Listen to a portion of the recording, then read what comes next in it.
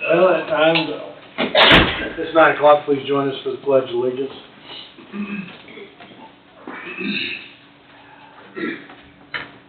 Hats removed, please. Thank you.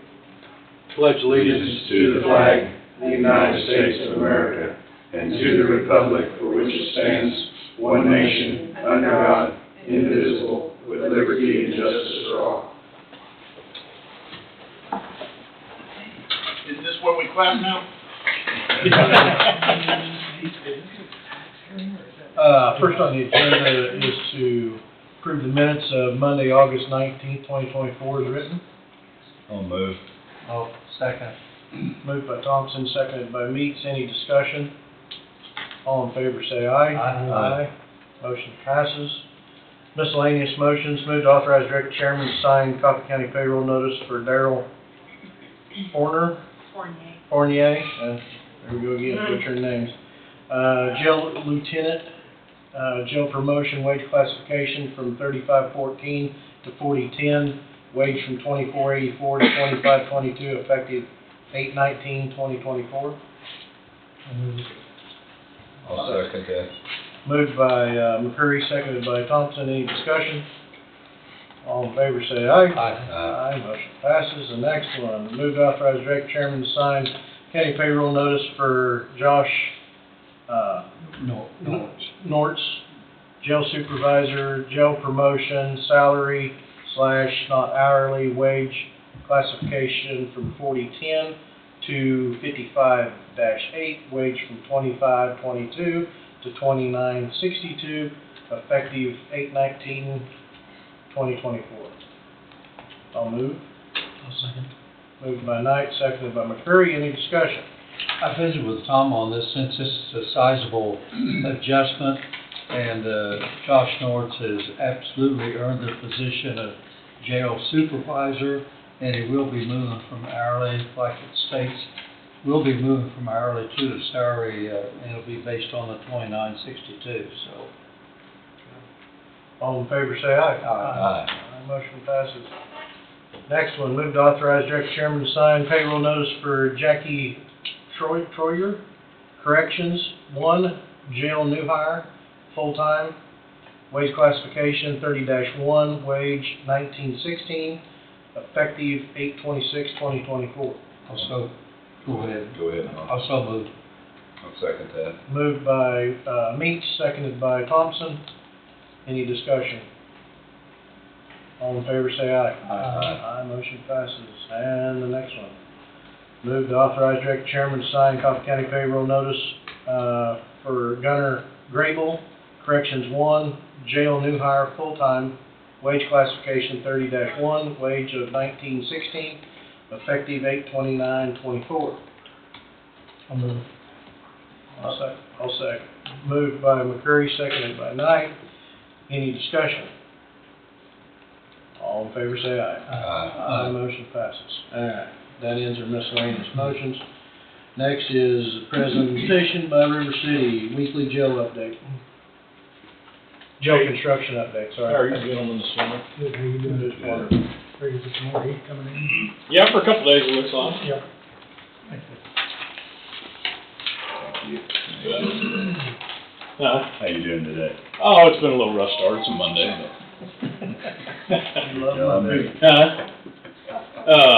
So ongoing out there right now, as you guys can see out here on the east side project, they've started exterior metal framing.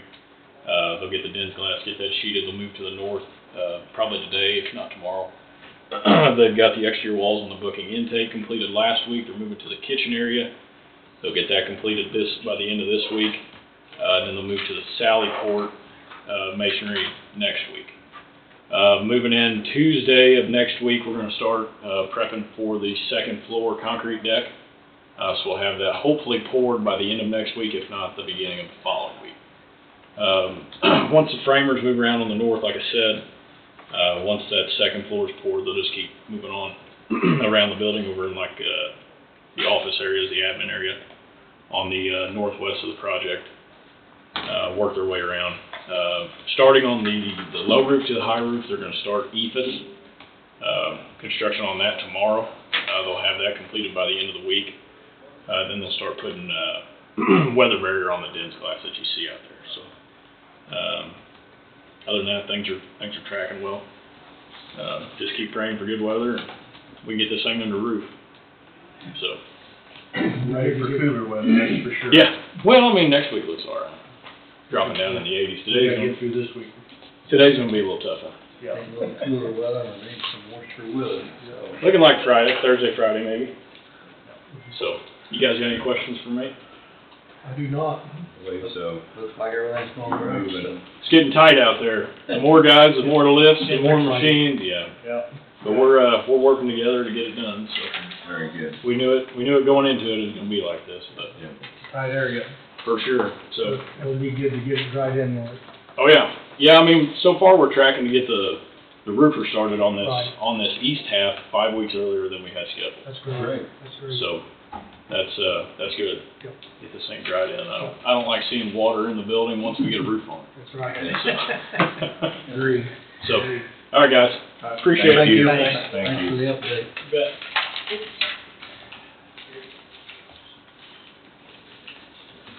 Well, we are moving right along. Got some, checks and vouchers, what I want to say.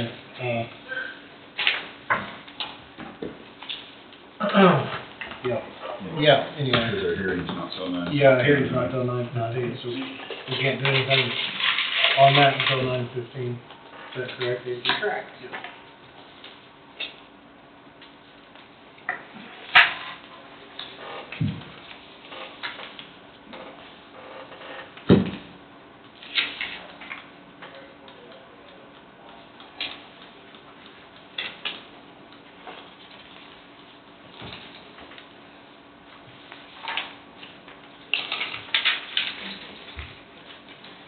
That's fine with him. He got moved to Topeka, to Kansas, I think Kansas Rehab. Oh, okay. I think that was Saturday. I think they started rehab on Sunday. Good. In Wichita, they was only given, they was just doing his vitals. They wasn't doing any type of walking around or anything, and so, they wasn't pleased, so they moved him. Jeremy just sent a message to me this morning that, with his address and everything, if anybody wants to go up and visit. Do you want the file for the application? Anybody else need something, budget or? I'm gonna slide those down with the, that's. Well, we got an invoice here from the law offices of John Dietrich. Yes. Not too sure we didn't sign this for the same thing. I can That's double check. fine, that's fine. There's some invoices that were behind, This may be different. yeah. I would say that was probably for him coming down back in July, June. You have the, payroll voucher?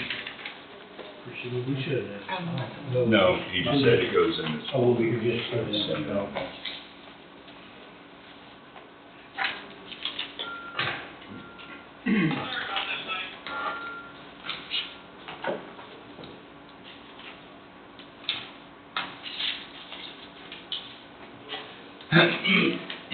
There was me in there.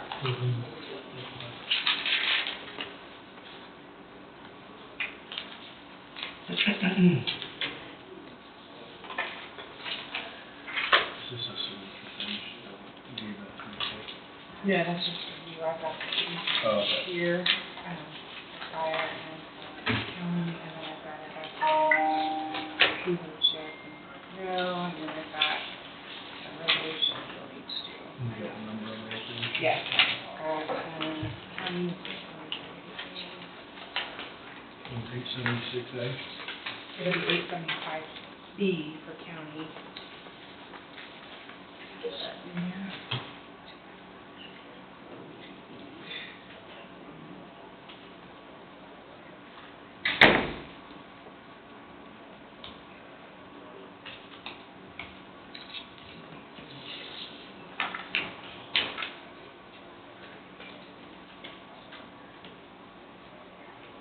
I hope I'm sure you just look at that. What the authors say. Fix that.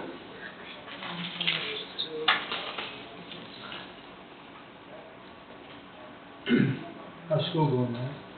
Fantastic, actually. Had a really good start to the school year. Good. Yeah. Excellent. Enrollment's about the same, I think, and maybe one or two more. So been steady for 3 years, so yeah, started off really well. Increase is always good. Well, increase is good, but just, right now, steady is good. Yeah, I know. I mean.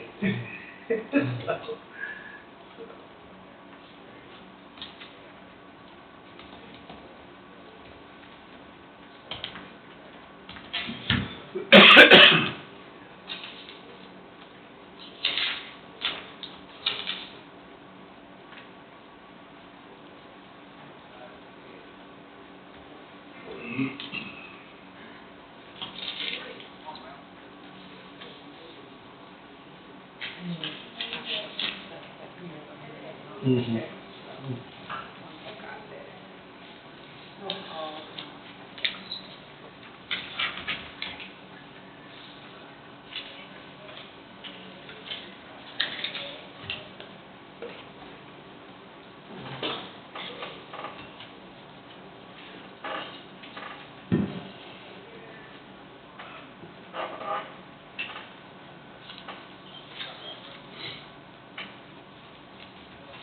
When are they gonna bring the roads back? You know when they're gonna bring the roads back? This is that next week for the minimum maintenance roads? We sent that back to them and they acted on it Wednesday. I think. And then just do next week. I don't remember him saying when he wasn't.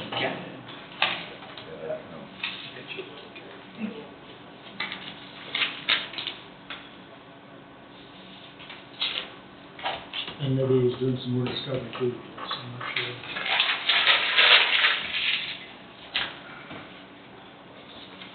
Get down into that southeast quadrant, there's a lot of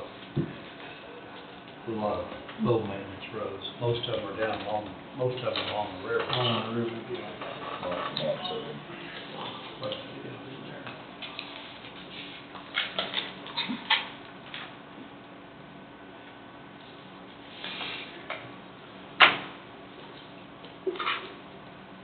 I sure hate wasting time with the deck, but that's what we gotta do.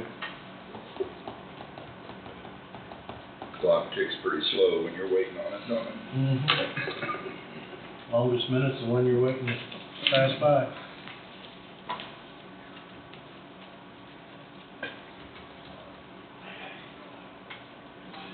Only need 13 seconds, though.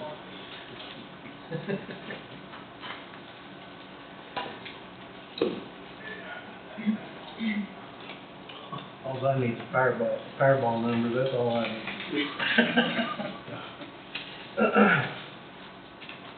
Well, you can get them, you just gotta get the right one. Yeah, exactly. Oh, yeah, they'll sell you. Gotta afford to pay for play. You know, a lot of those winners go bankrupt in about 3 years. Yeah. Yeah. That I is assure you, I Well, would. I think that's. I would like for that challenge. Challenge accepted. Yeah.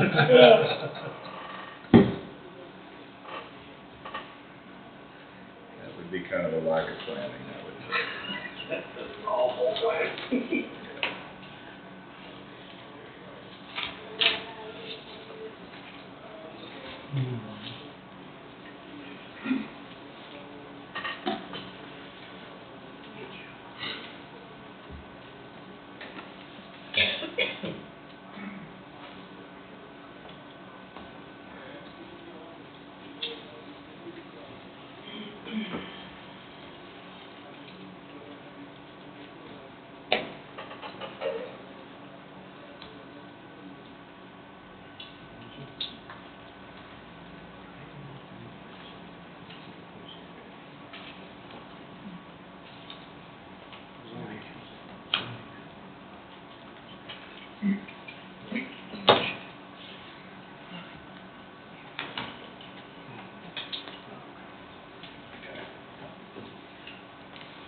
9:15.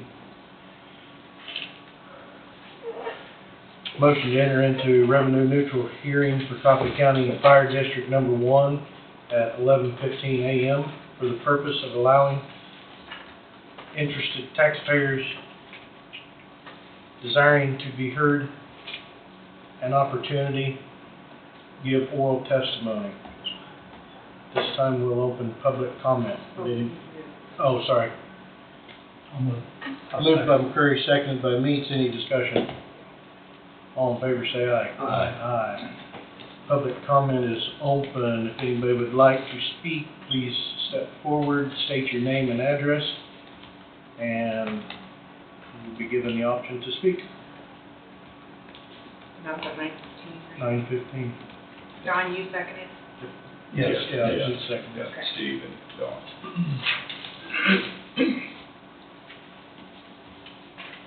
Nobody is going to get up and speak, so motion to close public hearing. Yeah, motion to close public hearing at 9:16 a.m. I'll move. I'll second that. Moved by Knight, seconded by Thompson. Any discussion? All in favor say aye. Aye. Aye, motion passes. Motion to enter into revenue neutral rate hearing for Coffee County at still 9:16 a.m. for the purpose of allowing all interested taxpayers desiring to be heard an opportunity to give oral testimony. Also move. I'll second that. Moved by Meats, seconded by Thompson. Any discussion? All in favor say aye. Aye. Aye, motion passes. Public comment is welcome. Please step forward, state your name and address. You will be given time to have your voices heard. Got one back there. Yes, sir.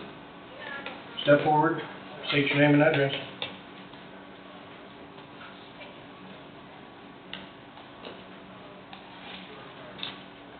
My name is Martha Peters. My address is 117 South Fifth Street in Burlington. Good morning. Good morning. I am new, so I would like to know, I moved in May. I would like to have a better understanding of what these costs cover for the proposed increase. You know, you're gonna have to speak up, ma'am. Me? Yes. Yes, it is recorded and people in the back can't hear you. Okay, I am new. I moved here in May, and I'm just trying to have a better understanding of what these costs cover. You know, I'm a widow, I'm on fixed income, so this affects me. Wait till you hear me at the city meeting. I couldn't agree with you more, but right here is 62 pages of budget for the county. Well, can you give me a kind of a rundown of what this is? Specifically what? I mean, have you got a, Well, I don't know, I'm trying to understand what this is for. What's it increased for? Salaries? Roads? What are we talking Everything. about here? Salaries, Everything. roads. I'd say the biggest thing is just because of inflation. Same thing you're suffering from, that all the Right. things the county buys, Okay. everything that we buy And has gone up, everything. Well, for me too, but let me say, as a widow, the increase that's gonna eventually propose and affect me does not cover my increase of what I get yearly. It's a much smaller amount, so I'm gonna be in the red. I understand. And I think about people who are handicapped, disabled, on a fixed income. It's not just me that this is affecting. Allow this to be my voice for those. Well, it affects every one of us, us included. Well, I yeah, but understand. usually people that are working can afford it better than people on fixed incomes that don't get much of a raise. Sometimes we don't get a raise at all. I do understand. That's just like when Medicare comes out with a raise, why it's offset with something else. Right. And- So, and- I mean, I'm not trying to badger, I'm not trying to be negative. I'm just voicing that I don't agree. I oppose this year. Well, we fully understand, there's no question on that, ma'am. Our wages this year have gone up 3.5%, which is less than most all the other counties around us.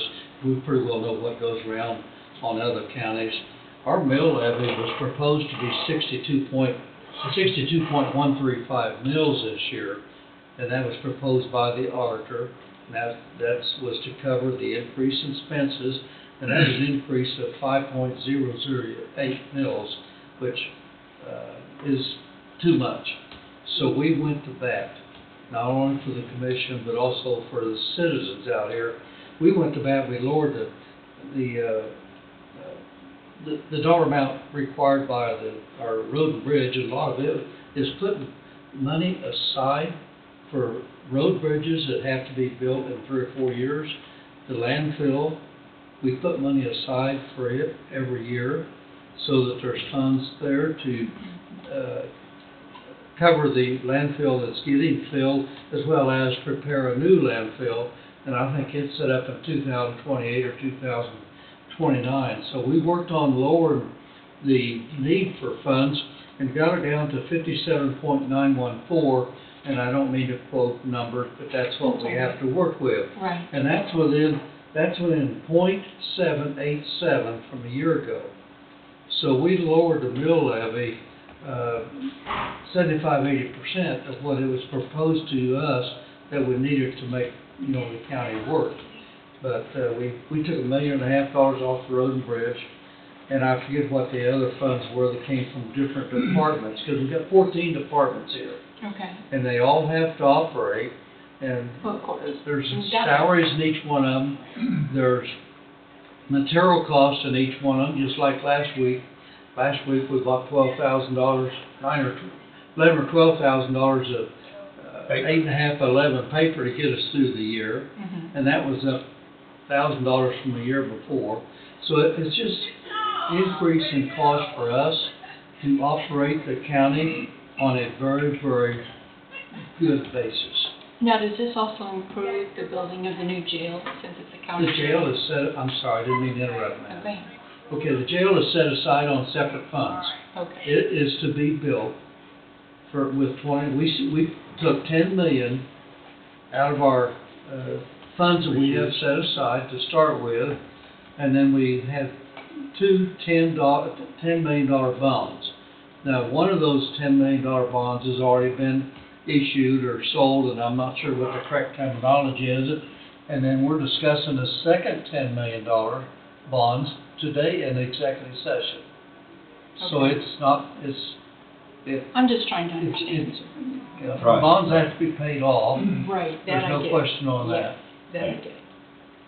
And when Don said that, he said, for our salaries, Right. commission didn't raise their salaries Yeah. and haven't for Right. years. So- Matter of fact, they cut them back. It was 33,000 a year, now it's 30,000. And But they did that we during didn't take COVID. any increase. Okay. Just since he said that, I just want to clarify that, so Yeah.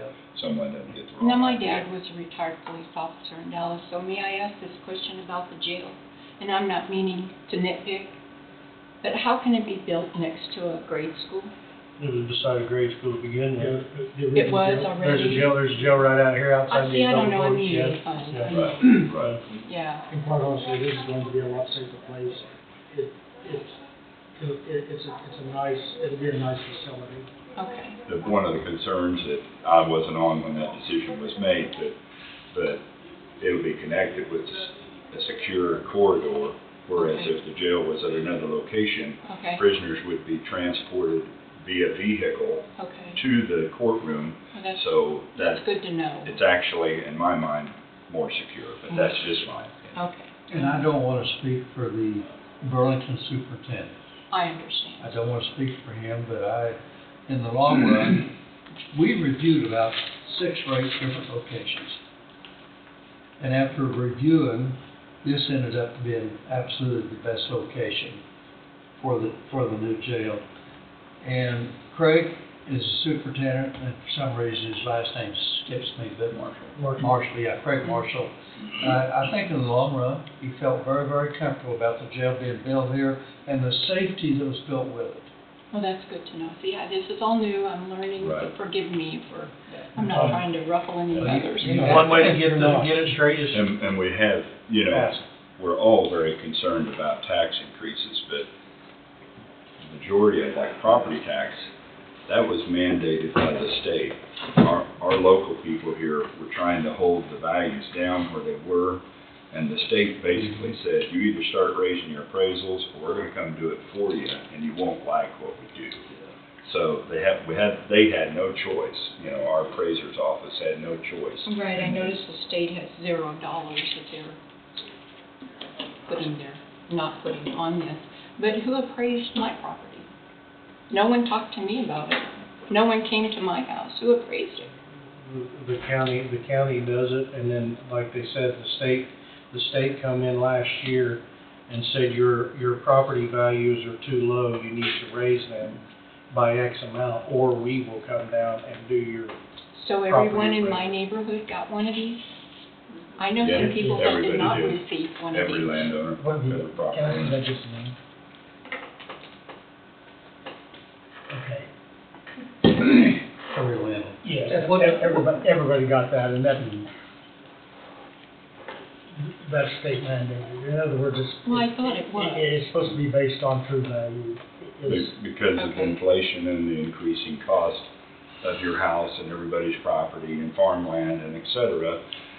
So this is They're based- information my realtor should have made me aware of, I guess. Well, yeah, I'm afraid wherever you move to, probably the same thing would have happened though.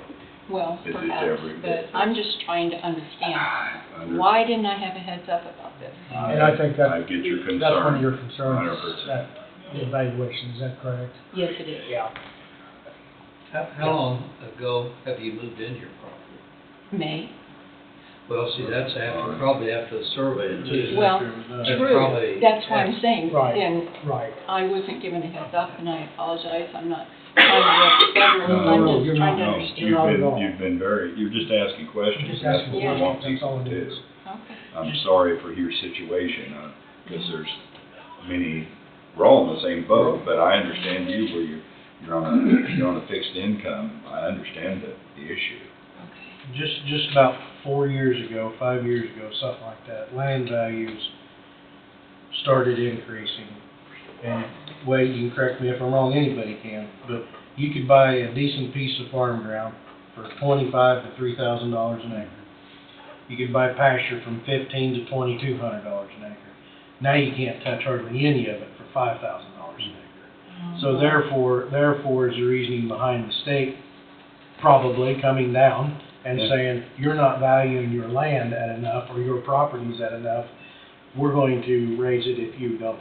And so that, That's why they have 0 on their column. the driving up of the land values have increased everything. And then housing values have gone up tremendously. And mean, this I you- understand. You put a house on the market one day and it's not on the market, and very little negotiation on the price.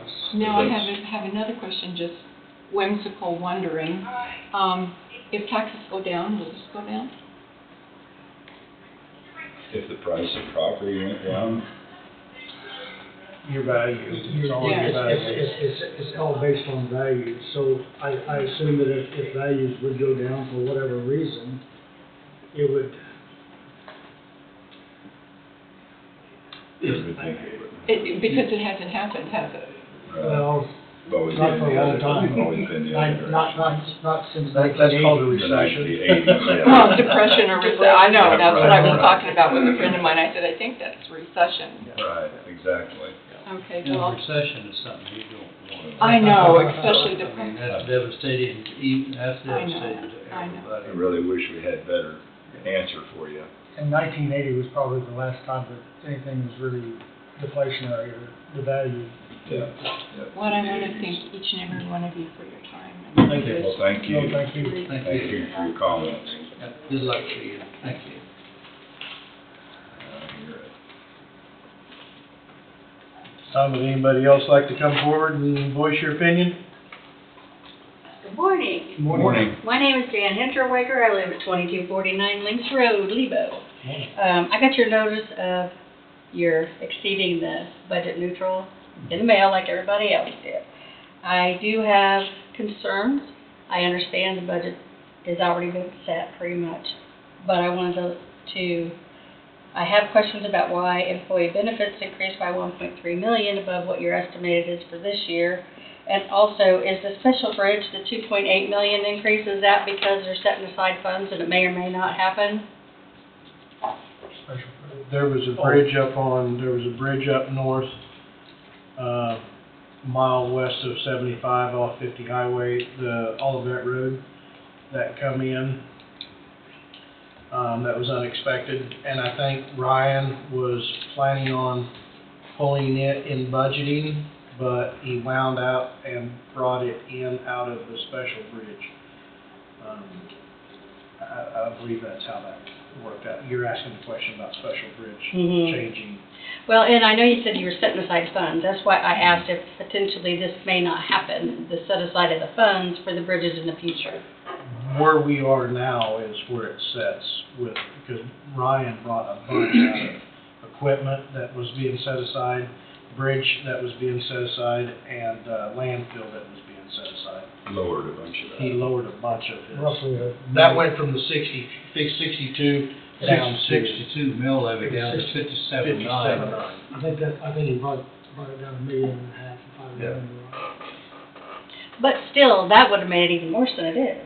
Yes. If he would not have brought that Yes. down. Right. He would have had even more of an Yes, increase. that's what we're saying. So, and that's what a lot of taxpayers are concerned about, is the increases. I know bridges cost money, and we want them safe, and I want the roads safe. So I'm not doubting that, these things need to be done. I don't understand why employee benefits are going up by almost 10%, 1.3 million. What are you guys doing there? One, and I don't know, Angie, you might be able to help me out on this, is the switching the sheriff's office from Capers to KPNF, which costs about $1 million. A year?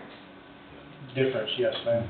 It's a faster retirement system for the sheriff's office. officers. Yes, for patrol. And it's only for active patrol. It's not for jailers, it's not for secretaries, it's for people who are out on the beat, because it shortens their retirement time.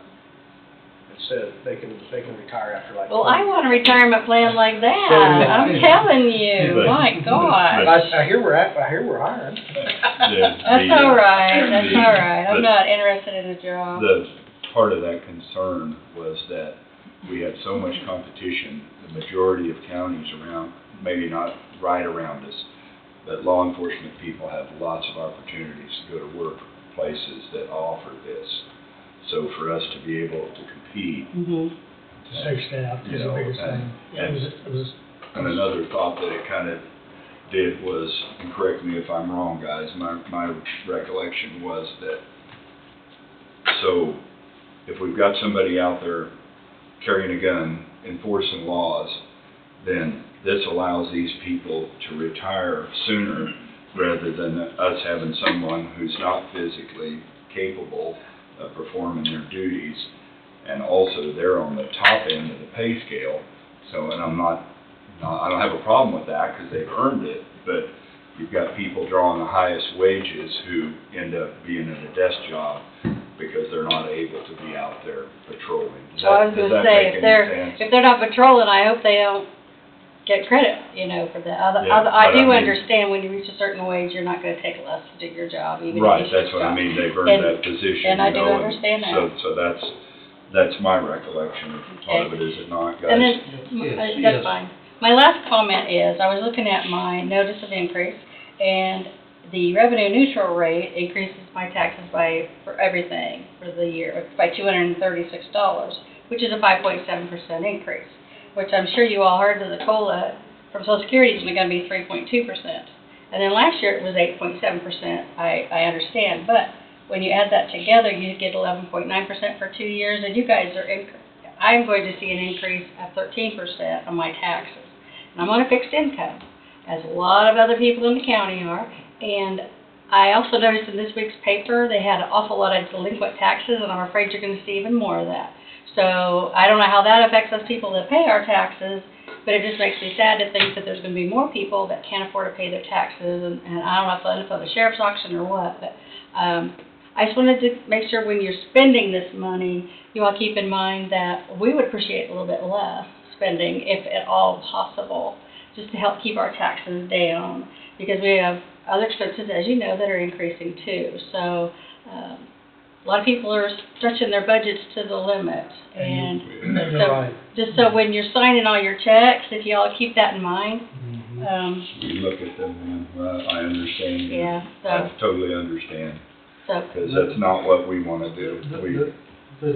The decrease from the 62, 63 down to just shortly over what it was last year, I'm sorry, but it's a short-lived deal. This is gonna have repercussions down the road. It is.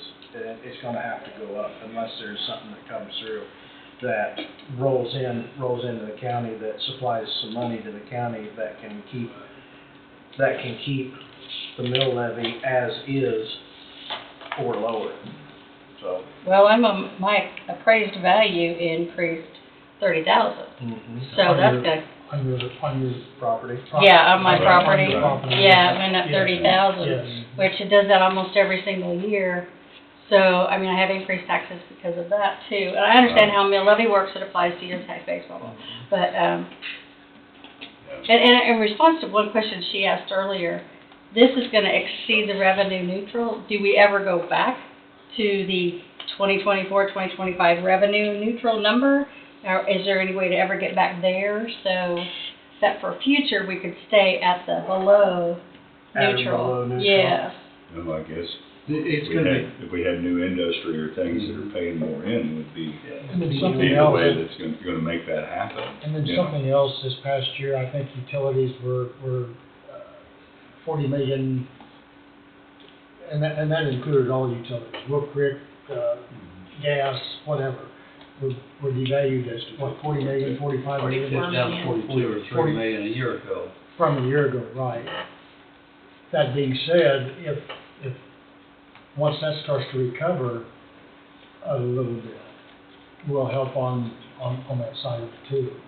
Well, hopefully that chip project that y'all invested so much darn money in that Well, land That's- pays off. But That's think you're the my only one hope, hoping. that's my hope, that it pays off and increases, you know, that you get taxes from those guys, that's my hope. But the point is that when your utilities devalue, I mean, and, well, they Right, stay- and I understand well, Wolf they Creek stay- is on it, They yeah. probably won't stay there, I mean, they have a tendency, if I'm correct, is Every they. 5 to Sometimes they 7 go years, up. they do a roller coaster. They drop You their- can see a trend. Oh, they I just drop the figured they value. always dropped. Yeah, No, they go No. up and they go down. That's the reason why our they're on a budget roller coaster. is on a roller Yeah. coaster, so. Okay, well, just wanted to let Eighty. you guys know. It was back up Thank to you. $6 or $7 million this year, so hopefully it'll continue to It'll move back continue to up. move back But up. it does, and the state sets that, we have no control, absolutely zero control on any utility.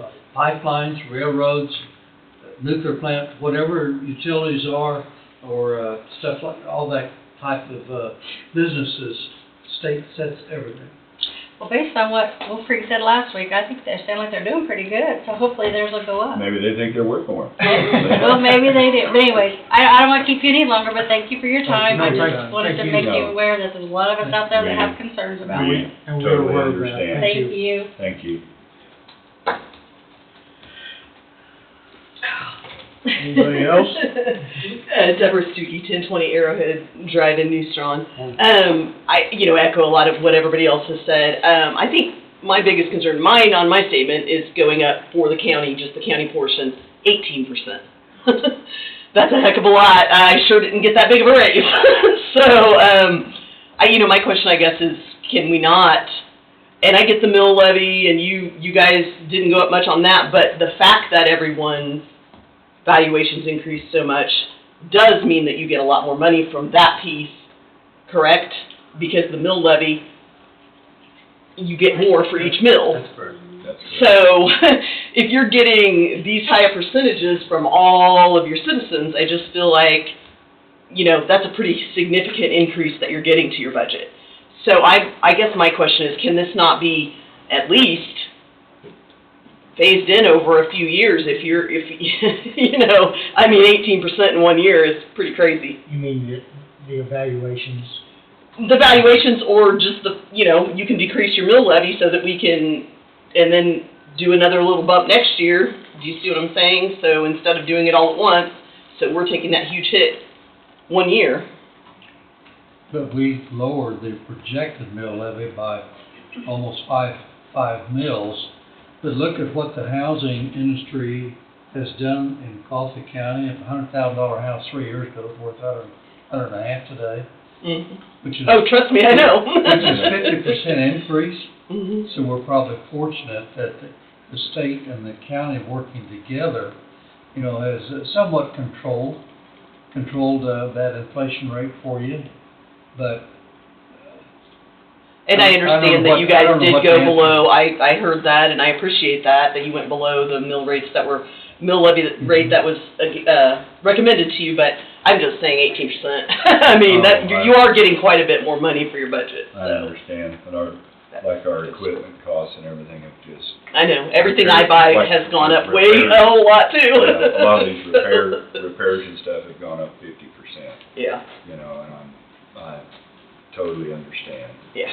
And again, like someone else said, I wanted to be here because there's a ton of people who can't be here at this point in time of the day because they're out there trying to keep their jobs and and pay for all these increases and everything. But I wanted to come to also represent them as well. So thank you. Thank you. Thank you. Ma'am, we mentioned, I'll go to the other lady, and I can't think of her name. I couldn't hear everything. You know, we got talking about the bridges a while ago, where we got a major bridge that's gonna be replaced up in the legal area. All of our bridges in the county, and there's over 2,000 of them, I think that's correct, but most of them are 6 and 8 foot bridges. They are graded every 2 or 3 years, and I don't know whether it's 2 or 3. And when they get down to that percentile of 50%, we've got to take a serious look at getting them, or we got liability situations. That's the River Bridge south of Leroy, 60 years old, is down in the 50% percentile, $4 million bridge. We've got to make plans to do that one because it's a main entry into Coffee County. Mm-hmm. So those are things that we're looking at that people, you know, don't realize or don't know that that's going on out there. Yeah. Okay. No, I mean, I understand you guys have a ton of costs, increased costs, but so do we. That's my point. Well, Fully understand. I appreciate you seem very well informed. You did your homework, so thank you. You're welcome. Thank you. Anybody else? I had a couple specific ones. My name is Kyle Hinterwager. I live at 920 Comanche Street. I saw that mental health, or mental wellness rather, has a $800,000 increase. Could you tell me a little bit more about that? You had 500 budgeted, and now you're up to 885.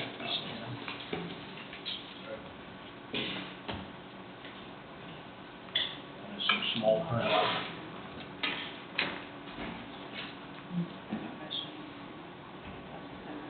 Yeah, they're not budgeting anything for the coming year. That's what's in the account. The Budget 865. expenditures? I guess maybe that's my general question then. Oh, yeah, that's just, the mental health was, That's how much they've got in there. But you're not gonna spend it? No, Okay. no, that's been a going question of mine is, why do we need $855,000 in mental health? And we have pulled some money out of there for certain things. But it is available to spend then, or no? It is available. Okay. It is available. But it's not gonna get spent. Okay. All right. Well, thanks for that. So what happens if you don't spend it? If it's Rolls over now next and year. it goes back into next year? Yeah, rolls up to next year. Yeah, we just move it to the next year. So, and don't fund it, you know, as we are doing this year. but Okay. For 25. So it seemed like an awful lot to me. Yes, that is true. That is true. It is a lot sitting in an account. It's just another holding account. Is what, I mean, but it's available. Right, Angie? I mean, It is, I mean, I'm not sure if you could take that money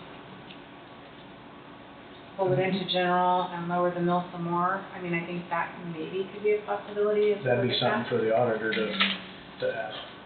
I That's mean, a that good was my point. question, last year when we was looking at it, was, why do we have $855,000 in mental loans? You know, why is it sitting there? Why can't we move it somewhere else? But if it's sitting there, it's there for, Yeah, it's there. It's there as cash right now, but yeah, I'm it's not thinking if being you could, used. When it's spent too. You know, Yeah, when it's gone, it's gone, But you could lower the mill levy if you reincorporated it somewhere else. possibly. But I think it takes $600,000 to lower 1 mil. Okay. you could check into that. And then the same. We with could noxious we could weeds. ask the auditor about that. Okay. And then just general again with the same with noxious weed and the ones that you had that are fairly larger and not actually. Yeah, noxious weeds a little tougher. Because you don't know what you're gonna spend until you spend. Yeah, that's. Well, you're at the mercy they of the buy chemicals. You're at the mercy of the chemical companies there when you purchase chemicals for the next year. That has something to do, it's just the cost of the chemicals. Okay. And they pass it along at cost, they don't profit, they Right. don't profit much, or if any at all, to sell the chemical to the county for noxious weeds. So, And then last question, since you got that just sitting there, is it in an account that actually makes you some interest for something that the county could use? Or is it just sitting there doing? yes, it is gaining some interest, yes. Okay. All right, thanks. Thank you. Thank you. Thank you. Anybody else?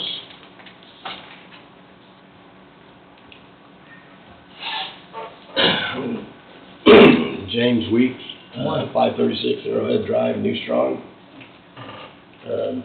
My concerns are between 2022 and 2023, the county lost $40 million in evaluation. And if you look at that, that's from Evergy. And the plant, the capital projects and stuff at the plant, which would help bring their evaluation back up, are becoming less and less. These main transformers that they're putting in this coming outage are the last of the transformers that need to be replaced for the life of that plant.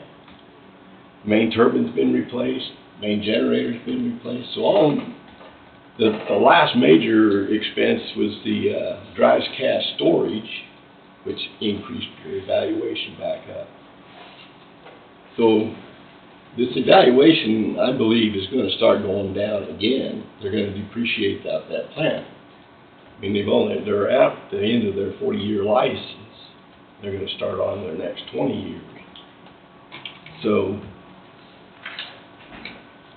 there again, when you're fixing a project, if you got less time to recoup the money from it, it becomes an evaluation as to whether to continue on or not. And right now, we're doing real well out there. But the county spent a significant amount of money on a cost for a wage study, which you never followed. Continue, even though it said a significant number of the employees here are overpaid compared to the counties around, we continue to give them major costing increases, and that's a major part of your budget is wages. We spent a lot of money for this CHIPS paragraph, and we haven't seen anything. No more people moving in, no more tax evaluation coming up. So I really am concerned that if we don't start taking a serious look at where we're going to be able to cut budgets in the future, you're going to be pricing the poor people that's left out of their homes. A significant amount of the population in this county is 65 or older. We don't have a lot of young people moving in anymore. So you're going to have to start getting serious about where you're going to start cutting some major money here. Because this ain't going to be able to continue. You're just, the people on fixed income, they ain't going to be able to handle it. So you need to start getting serious about it. I understand your concern. Statement you're saying is, you know, very true. It's difficult to predict where we're gonna be 10 years down the road. More difficult to predict where we're gonna be 20. You know, the chip plant, you know, hopefully we'll have something that'll be to our benefit here in the next, have some information in the next 3 months. And, you know, the SSM plant there north of the airport, they broke ground last week, and that's supposed to hire somewhere around 30 employees. Those may be new employees that come to the county, or may not. We've got over 2,000 employees going out of county for employment. So, and we got 2,000 plus coming into the county, and a lot of that's for the nuclear plant, a lot of it's for the hospital. We got, it's 290 employees, 290 employees at the hospital. That is one location we can't afford to lose either. We can't afford to lose a nuclear plant. And we can't afford to lose all the small businesses in this county. So, you know, we're facing the same thing that every county around us is, but we got the advantage of the nuclear plant. It was back up 6 million this year, or 7 or 8, so hopefully it'll keep going up, but we know that it's gonna have a little downfall here sometime in 8 or 10 years. From a business standpoint, they're gonna wanna start depreciating that thing off so they can reduce their tax evaluation. You know, there's always gonna be something there because they still got the spent fuel rods sitting there, unless they got a way to come on and burn the spent fuel rods down there. Once you bring them in and put them in the plant, that valuation is gone. Whether you put it in the pool or you put it in that dry cask storage out in the parking lot now, that valuation is there and that's it. You're not getting increases anymore. Well, that was one of my goals was to try to bring some industry into the county, with the chips. SSM's here. They did, put some wording out, last week or 2 weeks ago, that within possibly 3 years, if nothing happens in the next 3 months with the feds on the chip plant, they would build a plant themselves at that location, and so that's a 3-year project, or 3 years from now, which I know that's a long time, but there will be something there. There will be. I hope so for everybody here. We do too. Yep. Yep. We really do. Thank you. Anybody else?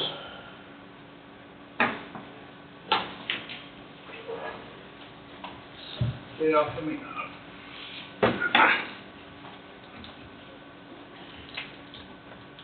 Hi, my name's William D. Jackson Jr. I live at 1150 10th Road, Burlington, Southwest here. I'm a former fire chief and other things, and I understand how budgets work, and I think you guys do a pretty good job. I drive the county roads. I see you guys, your road crews out, putting new culverts in, and I understand that a lot of these culverts have been in for a long time, and a lot of these old bridges are there, and the liabilities that you guys carry to maintain these roads. I think you're doing a really good job. Not perfect, but really good. Nobody's perfect, right? It's possible to be perfect. I'm on a fixed income, but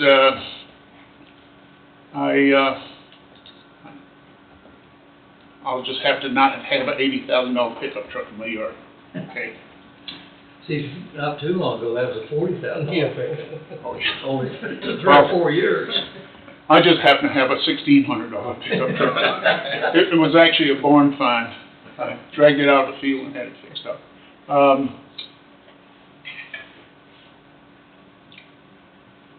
I just want to say the roads look good, and I do have one thing. We mow a lot of road ditches. Why I go to other counties, nobody mows along the ditches. I mean, even in front of my place, they'll mow in front. Why do we mow so many ditches? Is there a specific reason we?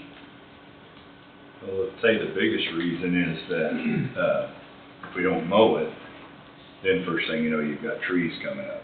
Then we're spending a lot more money trees growing out into the road. You know, the tree's not too hard to get rid of when it's this big, but then wait till it gets this big, and then it takes a whole bunch of man-hours and everything to get rid of it. And in my opinion, that'd be it, help control weeds and Visibility. visibility, Visibility. you know, that's Safety. the biggest things, yeah, safety. All right, well, Years ago, the farmers that owned the property along the road mowed it with bush hogs, right. you know, and that has, And there's still some that do that, Yeah. you know. Yeah, I see it in place. Then you run into accepting the liability of being in the county right of way, mowing a ditch that you shouldn't be taking care of because it's a county right of way. Yeah, I agree with you to an extent, yes. All right. Yeah, as far as this is just my observation, hopefully it's somewhat fact, this is my thoughts. You know, a lot of our roads, Wolf Creek came in, had a tremendous amount of money to spend. All the roads in the county got rebuilt, new culverts, new bridges, all these things. We had equipment, we re-ditched all these roads. Well, now, they've kept cutting down the amount of equipment we had. A lot of these bridges that were put in 40 years ago, culverts and stuff, now all that generation is, now we've got to take up the slack a little bit, so to speak, to try to maintain that same level. Yeah, I've heard of culverts, farmers driving over and they collapsing through. Right. So And that's- I understand that Yeah. over time they've deteriorated. And they do inspect them, you know, but still, they're trying to get all the life out of them they can before they're, so yeah, that does happen, and maybe some of those farmers' trucks might be overloaded, I wouldn't know anything about that, but, you know, Wait a minute, it is. don't you run a trucking company? I said farmers, not commercial trucks, but maybe I'm a farmer too. He took care of himself. But no, you know, I mean, that's part of what I see happening is we've kind of let all that go down a long ways, and we've got a lot of equipment at Road and Bridge that's got lots of hours on it. We're doing a little bit of a catch-up deal. We were kind of in a, you know, we had interim directors and stuff there for a while. A lot of things didn't get traded and everything, so that's kind of a pinch we're in too, trying to get that level of the equipment, you know, where we're not so far behind. Is that why you trade your dump trucks Yeah. pretty regularly? After they have 200,000 miles on them. Well, Have a lot of 200,000? them are Give or take, that's a lot of our 15 vehicles or 20 years have old, I Yeah, think. yeah, your hours of service of that motor and everything. I mean, once they start, they don't shut off 90% of the time, so. Okay. Same as And the something sheriff's else. office. I'm sorry, I didn't mean to. No, that's all right. Something else on the mowing is, it gives you somewhat of a fire break. And I realize that that's not always a big issue, but it's nice to have those roadsides mowed because it will prohibit a lot of times a fire from jumping Jumping the road. if that makes any sense. I know, as a fire chief, we use roads for fire breaks. No, that's right, and that's part of it. And You got 10-foot weeds or 4-inch weeds, it makes a lot of Makes difference. Oh, yeah, Makes- fuel load along there. And then back to what Wade was talking about with brush, noxious weeds, so forth. That's a lot of the reason. Awesome. You guys are very informative. I should come to your meetings every month. Welcome every Monday morning. Okay. Come join the fun and festivities. You're welcome to come in. I'll do that. Yeah, but watch us on YouTube, we're on there too. Are you on YouTube? We are. Oh, I look Yeah, at it. you're on Live right now. Well, you're not live, but it'll be on at 8 o'clock this 8 o'clock evening. tonight. so. 8 o'clock tonight. Yeah, All right. yeah. I'll have to look at Coffee it. County Commission. I have to see how well I look. Yeah, it'll be great. We're transparent. Okay. All right, thanks very much. Thank you, thank you. Anybody else? I don't know, Randy, much.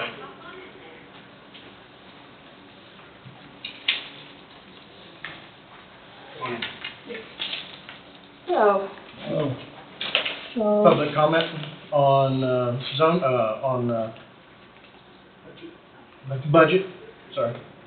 I'm here for the business tax increased. Yeah, the mill levy, yeah, Yeah. yeah. So State your name and address. the name is Country Heaven Inn, Okay. and the address 207 Cross Street. I'm the new owner.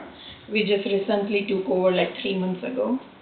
And the taxes and everything is just increased, so I just want to ask.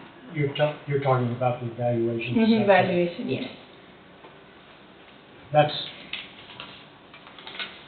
It probably went up 15% or so, something like that. Yes. Yeah. That's state mandated. In other words, the state came in and said, you will bring up your evaluations. They've been trying to hold the evaluations down, and the state came in and said, you will bring your evaluations up, or we will come in and do it for you. And so what it's based on, and correct me if I'm wrong, but what it's based on is true sales, is the true evaluations of your property, whatever that may be. And what I'm trying to say is it's out of our hands. She either brought the evaluations up, or the state would come in and do it for us. And you don't want that. And we don't want that. Okay. I know that doesn't help your concern on the increase at all, but that's the explanation. Okay, so this is just a hearing that we got, but there is, Can I see that just a yes, minute? that's I got it. Yeah. And everyone in the county got one of these. Okay. And all properties went up to some extent. Okay, so I just came here because I got this and there is a hearing for it, but honestly, if there is no changes, then I think there is no meaning. Right, it's out of our hands to change that. Okay. I know that doesn't. That doesn't help you. That doesn't help you any at all, but that's the explanation for it. Oh, okay. We have to have the hearing to go above revenue neutral. We have to have a hearing for that. For the revenue, yeah. If we can turn around and find another, whatever it takes to pull back down to last year's number, we can do that. But we have to have the hearing to exceed revenue neutral. Okay, yeah, because Not there is. saying that we're going to, Mm-hmm. but so we can if we have to. Okay. So that's work that we have to have between us and the auditor to see if we can somehow pull it. I mean, we've already cut about $3 million Right. out of that. It was gonna be in the 63 range, or high 62, now it's down just within where it was last year. Yeah. So, And we're still working at it. And you purchased a new business, is that correct? Yes, so my only comment is, the revenue is not increasing in the business because there is nothing in the city that we can increase the revenue, but, there is also the insurance and everything is very high for nowadays, Right. for the new businesses. Right, and your question on this, that's on the state side. What your concern was the evaluation Yes. increase. Yeah. So, And if there's more we could tell you, but we will do everything we can, Okay. if possible, to meet the revenue neutral, but we're having a hearing to exceed it if needed. all right, Yeah, that hasn't been done yet, okay. but we've got to do that. So do I get another hearing for the revenue neutral or no? Now, this is the revenue neutral hearing. This is, okay, This is a revenue neutral. all right, And Thank we've decreased it a little over 4 mils, because it was projected by the auditor, projected to be 5 mil increase, 5 mil 008. And we've cut the budget enough, most of it road and bridge, some of it in other department heads, because we've got 14 departments here. So we reduced it down to, 57.914, like we said before. And last year's mill levy was 57.127. So we've got it down to just 3/4 of a mil compared to last year. And I seriously doubt if we're going to be able to pull any more off, because we'd have to pull another $500,000-$600,000 out of it. But I think her concern was the evaluation increase. Yes. That's a paperwork. I think it's property That increase is from a the property state. increase, I think is What state mandate. is what your major. Yes. Yes, and It's because of inflation of the price of houses and businesses and land, and so. it's supposed to be based on true value of a property is what it's based on. So that's why it changed. Does that help you? I know it doesn't help. Doesn't help you, It doesn't help but you, I but know that's. that. yeah, Yeah. I get it. Okay. I mean, it was increased like last year, but sudden change for 15% increase on this year, so that was my concern is. I know it, I don't know about anybody else, but I've had a lot of phone calls on that. And Yes. All right. we do so- understand. Okay. So there is nothing we can do, so I think, Mhm. all right, thank you. Thank you for having a Yeah, business no here. problem, thank you. Thank you. And good luck. Yeah. Angie went and visited with the, sorry, I was gonna pop in here. Angie went and visited with the treasurer. And the auditor. And the auditor, and would you like to, that we can capture more interest income, I guess that will reduce the mill to 55.928, which will be a smudge over revenue neutral rate. So it's even down a little more. Say that again, Jess. They can capture more interest income that will reduce the mill to 55.928, which will be just a smudge over revenue neutral. Yeah. And that's taken 2.75 million of interest income, trying to capture that. Richard said he'd be more comfortable with 2.25 million, which then would make the mill levy 56.325.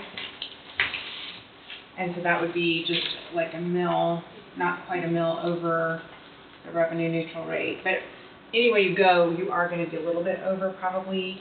No matter which way. But if we could get it down a little bit more even to try to, Talking about capturing that much more interest, interest income, yeah. because I know he's got most of Richards, got most of that, most of our surplus money, you know, is drawing interest, there's no question on that. And, I didn't realize it would pick up that much more interest, because we've already got it invested out.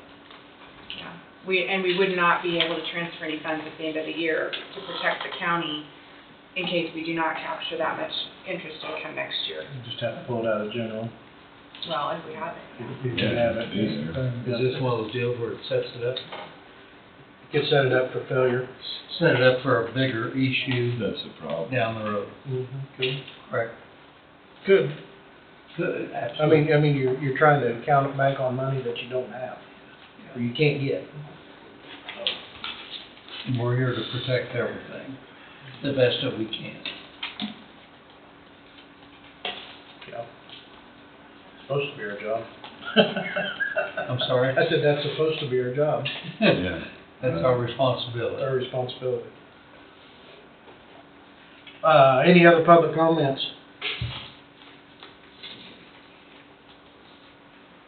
Let the record Am I show. allowed to speak one more time, just one quick question? Go ahead. Am I, okay, sorry.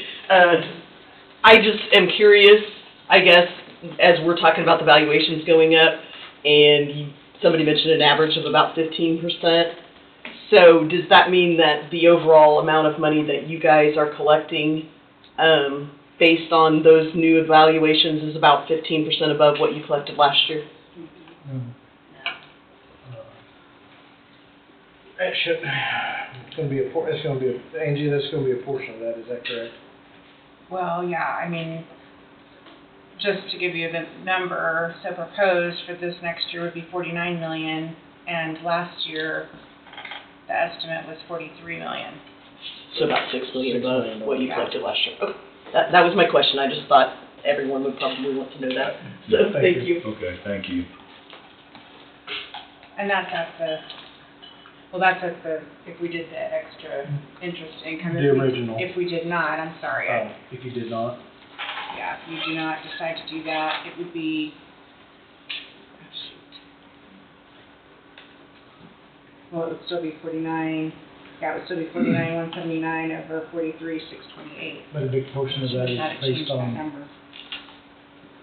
a big portion of that is based on the increase in Property evaluation. valuation. Right. Any other public comment?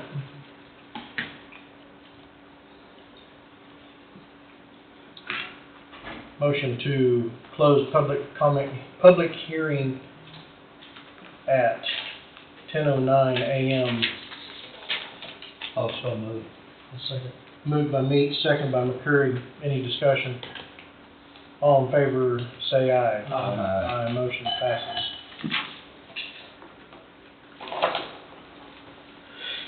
Move on with the resolution. You're probably going to exceed the revenue neutral rate regardless. Yeah, we So that gotta go you'll on have with the to, resolution. now you won't have to approve the budget yet if you still want to Right. make a change. So, say that again, Angie, I'm sorry. You'll need to go Thank you. ahead and approve the revenue neutral rate increase, because even if you drop down more, you're still gonna be over that. Right, But you don't have to go on and approve the budget just yet, we can if you wanna discuss work that. on. All right, right. I'd like to have one more, that's coming in. Motion to approve resolution number 875B, a resolution of the County of Coffee County, Kansas, to levy a property tax rate exceeding the revenue neutral rate. Also move. I'll second. Moved by Meeks, seconded by Knight. Any discussion? All in favor, say aye. Aye. Aye, motion passes. Next resolution. Motion to approve resolution number 876B, a resolution of Coffee County Rural Fire, number 1, Kansas, to levy a property tax exceeding the revenue neutral rate. I'll move. Second that. Moved by McCreary, seconded by Thompson. Any discussion? All in favor, say aye. Aye. Aye, motion passes. You might wanna go ahead and go into the hearing, budget hearing, and then you can, close the public hearing and then Do other Review, business and do yeah. other. Motion to enter into budget hearing at 10:11 a.m. for, she's typing on me, moving stuff. Oh, sorry. For the propose of a hearing and answer any questions for taxpayers related to the proposed use of all funds in the amount of 2024 ad valorem tax. I'll move. Second that. Moved by McCurry, seconded by Thompson. Any discussion? All in favor, say aye. Aye. Aye, motion passes. Now you said So you can go ahead and accept any additional public comments. Okay. And then we can close the public hearing, and then Okay. if you wanna make changes to lower, you can do that after, and we can go through those motions later. At this time, we'll open the floor for public comment. Please come forward, state your name and address, and we will give you time to speak your piece.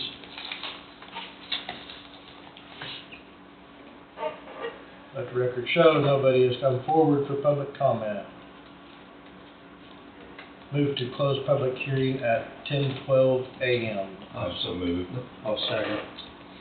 Moved by Thompson, seconded by Meeks. Any discussion? All in favor, say aye. Aye. Aye, motion passes. Now we will hold the approval for 2025 budget for more work. Okay. So now you have. Now we go back to our regularly scheduled program. It is emergency preparedness, Amber. Amber's not here. Is Amber outside?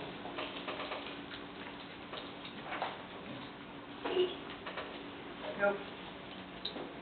I see Nathan Strotter Yeah, do you want him? walking around. Yeah, let's bring Nathan in. Nathan? Nathan? Everybody okay with moving Nathan around? Yep. Yeah. Amber can hang out. Nathan, we're gonna start with you.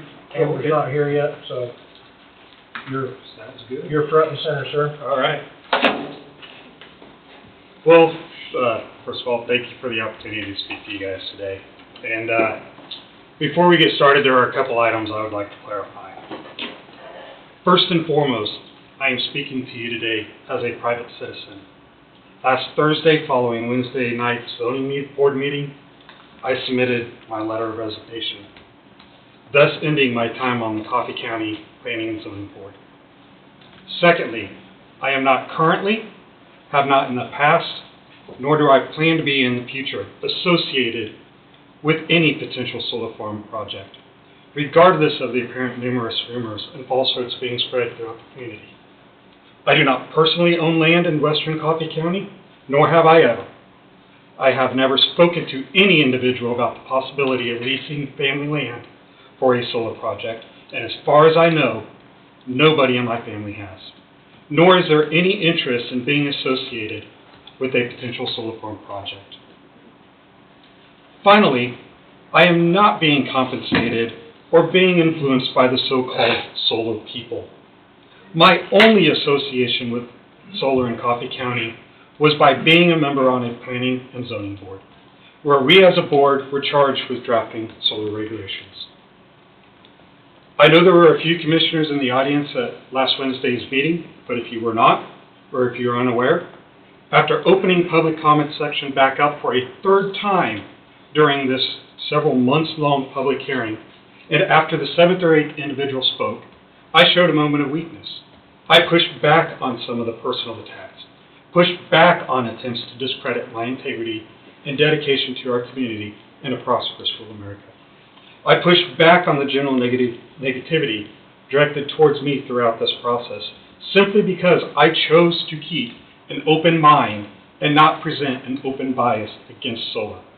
After I was done speaking, I collected my belongings and I left the meeting. Please understand, this was not the result of a single instance, but a buildup of multiple instances that have occurred over the past several months.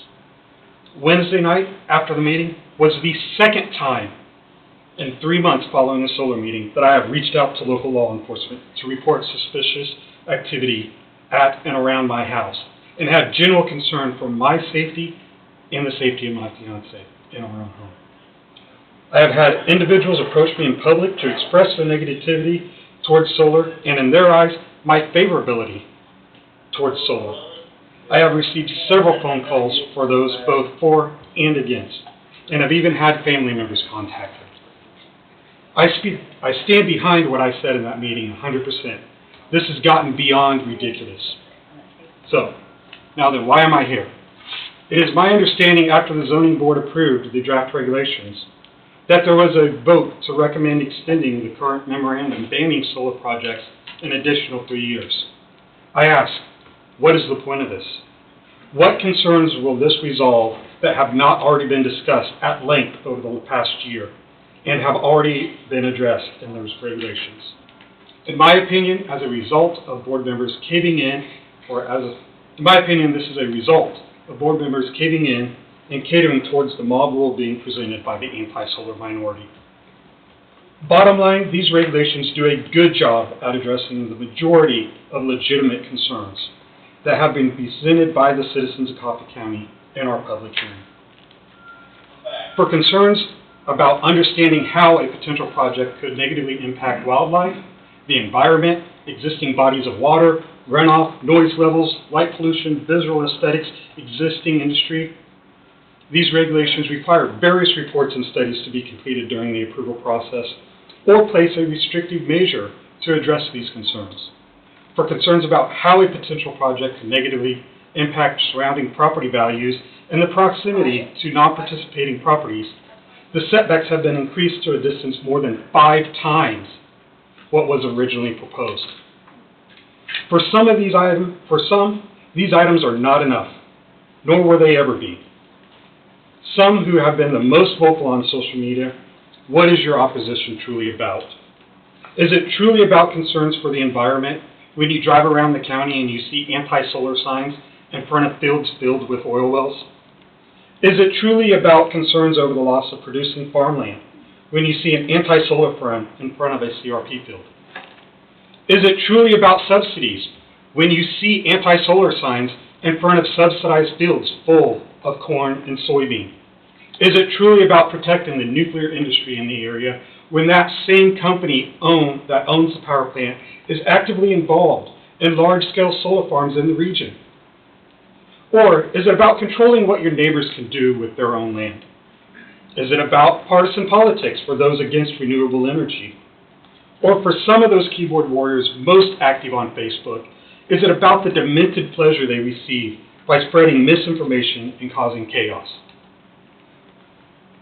If, as a voting member of this governing body, you are considering supporting the zoning board's suggestion to extend the memorandum, don't limit it to 3 years.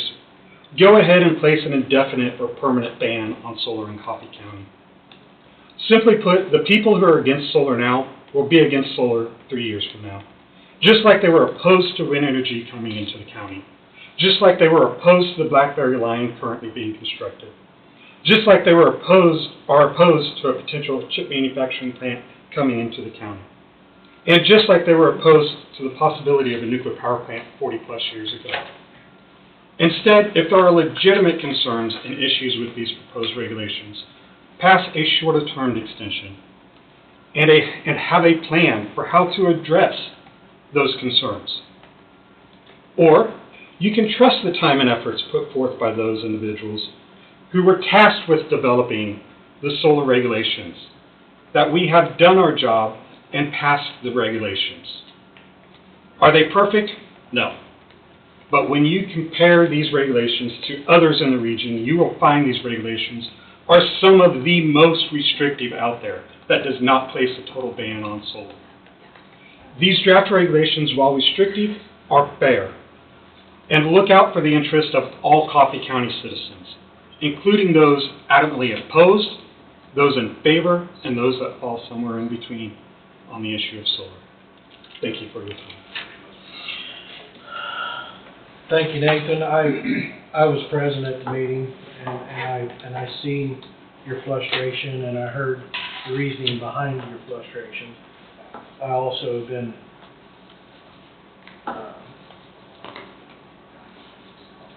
used as a punching bag over the summer with misinformation spread around. I know how it feels. It's not fun. Luckily, for the others, they haven't come beating on my door because they'd still be there. So, I understand your point. I sure hate losing you off the zoning board because I think you did an excellent job at being fair to everything and trying to be neutral, I should say.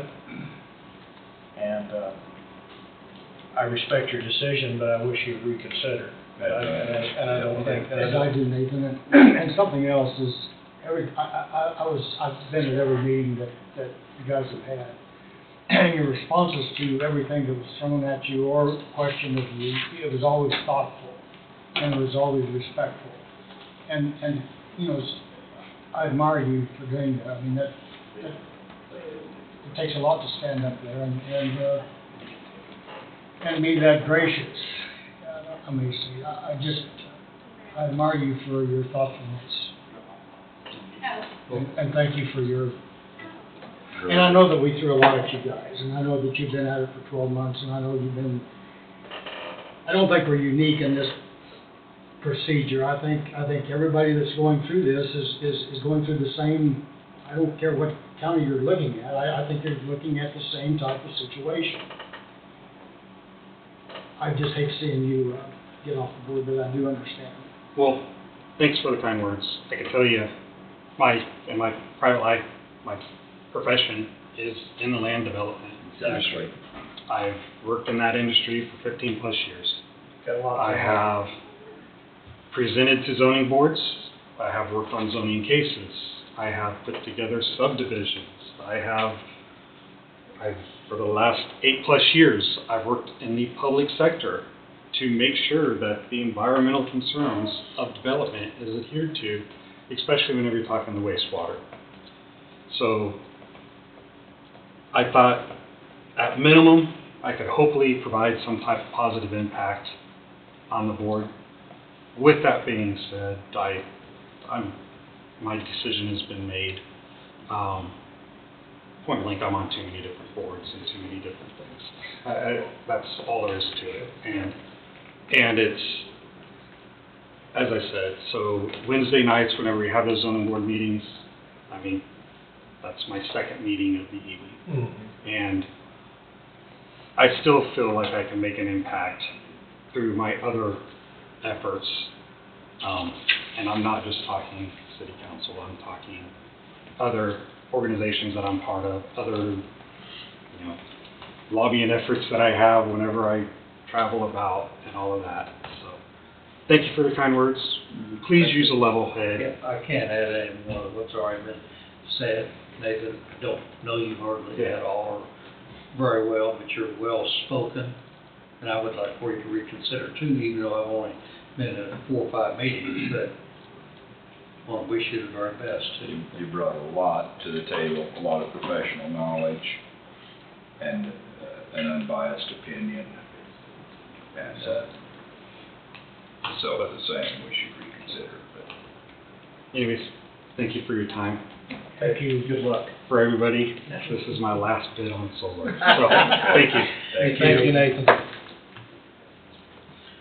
I seen Amber around. yeah, good job.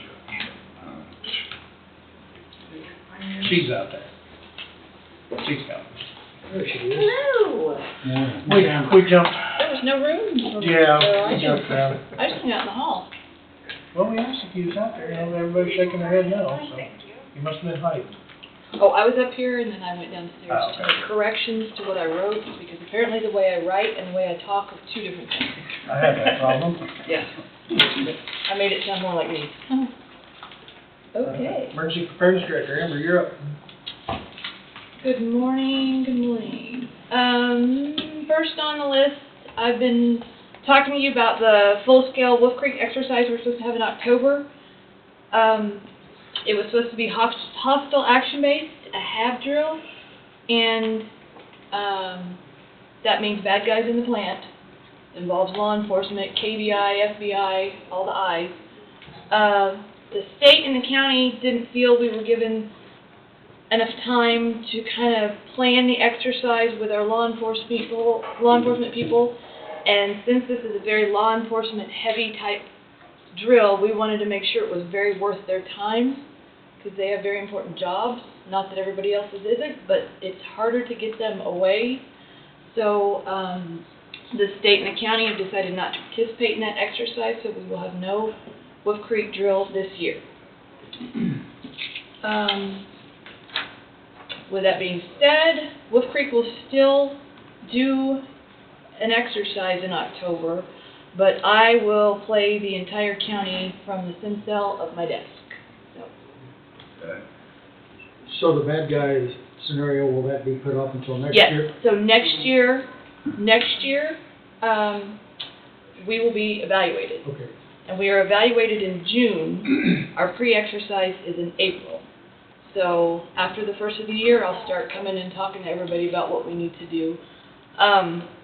What this does for not exercising in October, what this does is it allows me to do some really good proper EOC training for you guys and all the EOC roles down in the Emergency Operations Center, clear up until the end of the year. So I don't have to squeeze everything in September and get everybody trained and then turn around and have an exercise. So we can stretch that out a little bit more, have more time to sit down, talk about everything that we need to talk about, and get that training done. So April 9th, we have pre-exercise next year in 2025, and then June 3rd is the evaluated exercise 2025.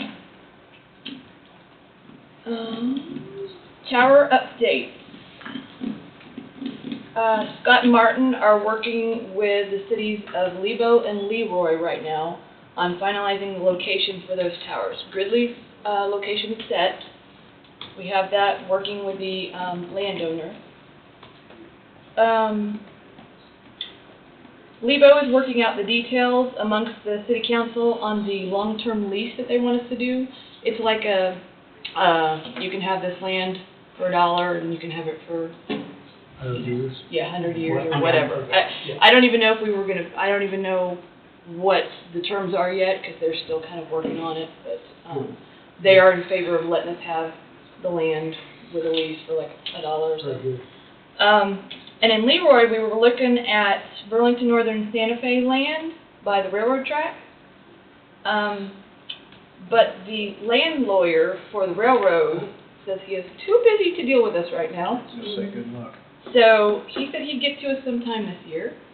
And he also quoted $10,000 minimum for any land of theirs that we wanted to purchase, no matter how small or big. So we got to looking around, talking with from the Leroy City staff, and the city has some land that we saw that they're not doing anything with. So, we're gonna go talk to the city council and see if they'd like to do, possibly do the same kind of deal as Lebo, but we haven't went to them yet, so, you know, don't. And I think something was said the other day about possibly the co-op having some land, is that? Yeah, we're looking at all options, Okay. so, yeah, we're looking at all options.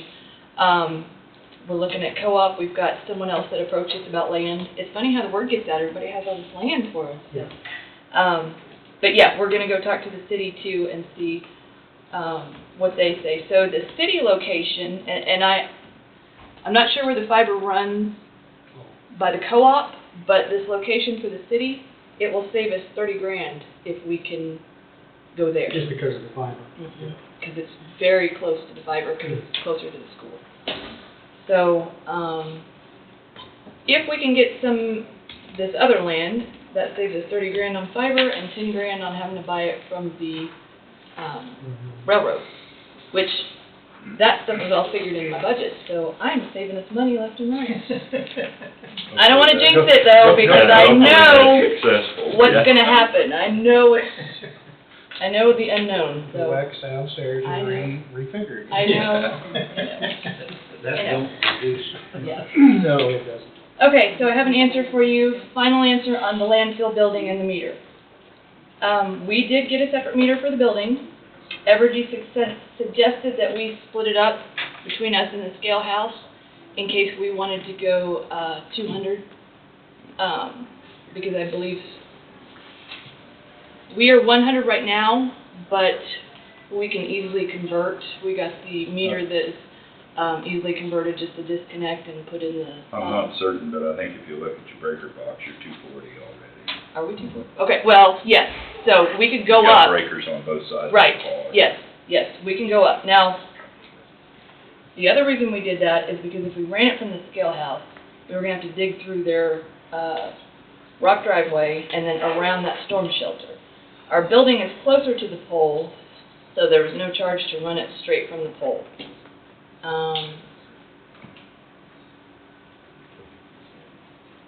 Everything we have works for what we need right now. We're storing the command bus in there. We did have it up at JSB, but it was taking up space. Or no, not JSB. We had it at New Strong Fire. New Strong Fire, Sorry, right. New Strong Fire. We had it at New Strong Fire, and it was taking up space in there. So rather than putting it at the JSB and taking up more space, we are putting it out at our landfill building. So, I don't think there was even any place out at JSB. no, and we actually had to ask Randall to move a fire truck out because EMS is wanting to station an ambulance up there. We kind of built that facility so that when there's severe weather and need for them to be closer to I-35 and up north, they don't have to travel as far when the roads are icy. So we actually have that so that the ambulance could station up there permanently during the winter. I think Jesse is leaning towards trying to keep an ambulance up north, just to save on the travel time, and to get them out of the hospital and get them doing some things, get the ambulances out. So we actually had to move one of those, I think it was the brush rig? It was brush rig. Yeah. Move one of the brush rigs out of the JSB to make room just for that. Yeah, the tanker and the engine are still there, and then Yeah. the big Papa big- thing, yeah. the big green thing is in there. It takes up space. So there's that, on why we chose to get our own meter.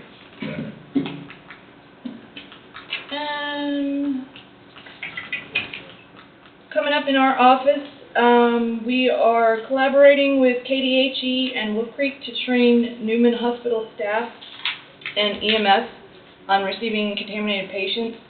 We're doing that September 23rd through 25th. Then we turn around and train Coffee County Hospital and EMS for the same thing, but they are actually evaluated this year. So Coffee County Hospital EMS will be evaluated on their ability to handle a contaminated patient. That will be October 7th through the 9th.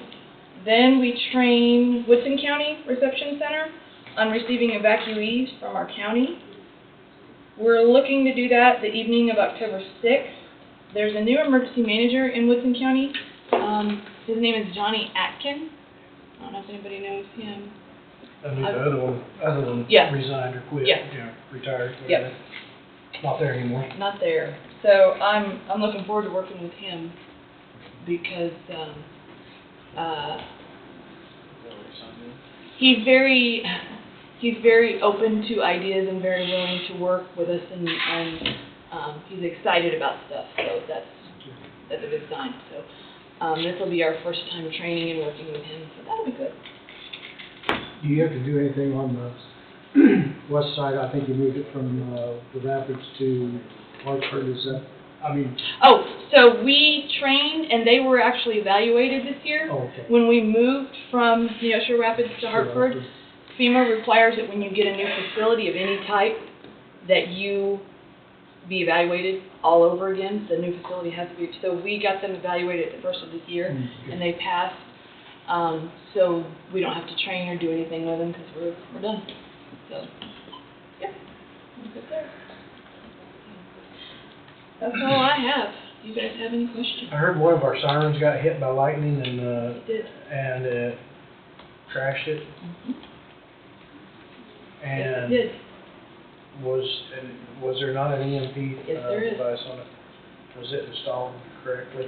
I have no idea. I have reached out to the electrician that is contracted by EMP, and I asked them to get someone to contact me back about it, because the siren in Neutron has been hit, and it just fried the box, and we just had to pay half price for a new box. So it worked. Yeah. Now this Leroy siren, it fried it.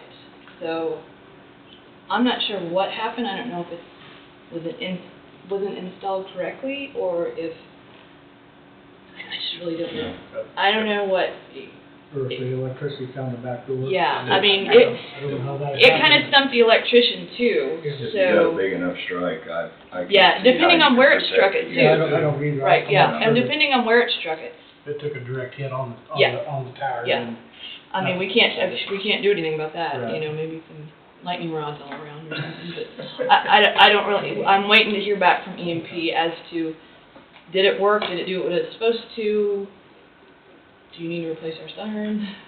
Right. But we also we got to get it fixed, so we put the call in already to our siren company. They're out of Oklahoma, and it's going to be another week or so before they get here. So we did alert the mayor. I alerted City Hall, city maintenance, fire station, sheriff, everybody, and then we put it out on social media that the siren will be down.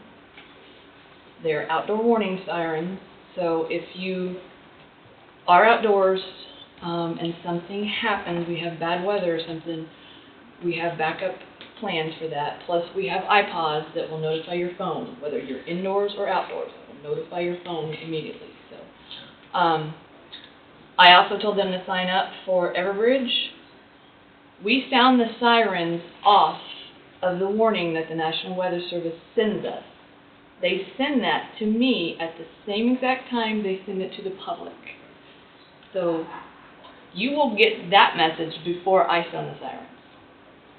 And as I said, those are outdoor warning systems, so they're not meant to go into your home, into your metal roof house, well-insulated house, and get down in your basement.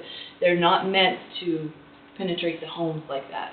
They are meant for outdoor recreation, outdoor transient populations. That's what they're there for. But that being said, you can, once that siren is set off, you can hear it within the house. Oh, yes. I mean. Yeah, because we put them in the populated city areas, Right. you can hear it in your house. Right. It makes you alert that something's going Yes, on. is what it does, but that is not necessarily its intent, but it's a perk. Yeah. But when that perk gets taken away, people don't know what to do, So the folks out of Oklahoma bring the boom truck in? Yep. Is that, Yeah. they do the whole thing? They do the whole thing. Yeah, we don't have a truck big enough to go up there Right. and work on it, and they fixed one of our sirens before, so. Should it be bad,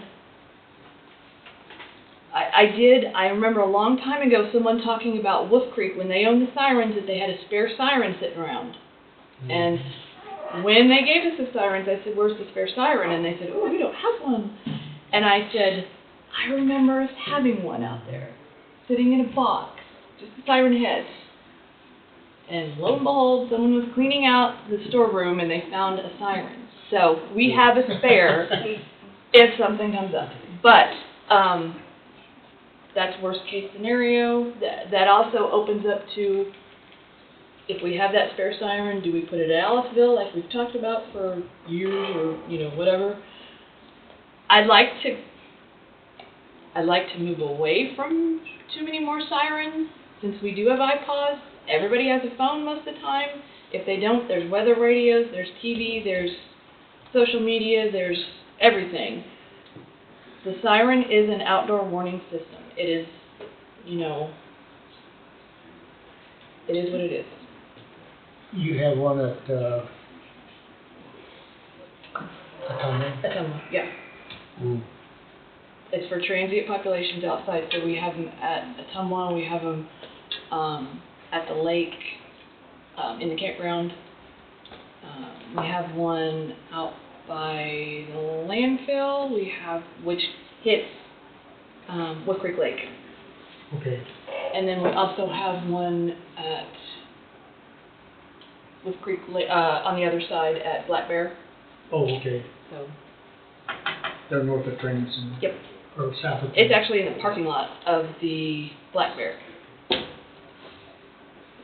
You mentioned that one of Leroy might not have been installed correctly. Might not. And that would be on EMP. When's that gonna be? Can we evaluate that to make sure it's put in correctly? I'm waiting on the call back. This time? Yep. I'm waiting on the call back, and then I'm not sure exactly which contractor put some of these in. So I need to talk to EMP is what I need them to give me a call back. Is what I need. Right. 10 days ago, there was some lightning came through Leroy. Oh yeah. That was it. There wasn't much rain with it. Right. It was some wicked lightning. It was mean Yeah. lightning. It was all I over. just don't see how a device down in the building can protect the siren on top of the pole. Right, and it's just a little box. I think that's above and. I know. I think it's for the power supply. I It would believe be, so, too. And I'm no electrician. I think you're right. So I don't know what's covered When under it'll this. blow a tree in half, I think it'll Right. damage the siren on top of the pole. And see, I really don't know all the. No. I don't really know what's covered and what the agreement was and what the promise was with those EMP boxes on the sirens. I was just told one day, hey, we've got ARPA money. You want backups on the sirens, or EMP on the sirens? I said yes. We were gonna have to put those on there ourselves because the one in Gridley gets hit all the time. I don't know what it is about Gridley, but it gets hit all the time. It's actually the one that we had to replace the brushes in it because it had been hit so many times. It fried it. So.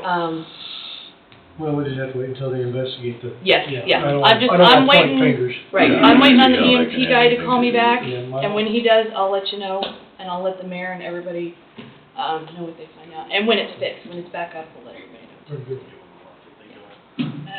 Thank you. Yep. Is that all? That's it. Pretty light. Thank ya. Thanks, Andrew. Thank you. Running behind. Road Bridge Supervisor Adam, you're up. I heard you was a short. I am. Short. I'll catch you. Short story this morning. Thanks, folks. Thank you. Got a CP2. I'm sorry. Just now looking at it. I haven't went that far yet.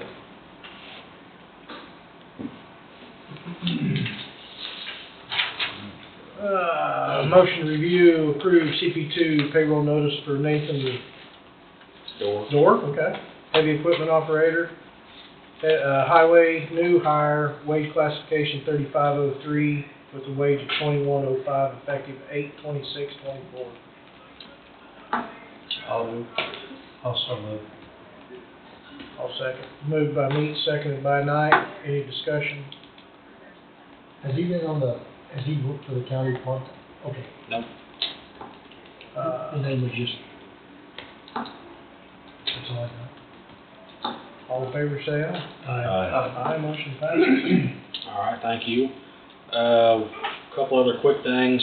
So we're currently working on our option list, Angie.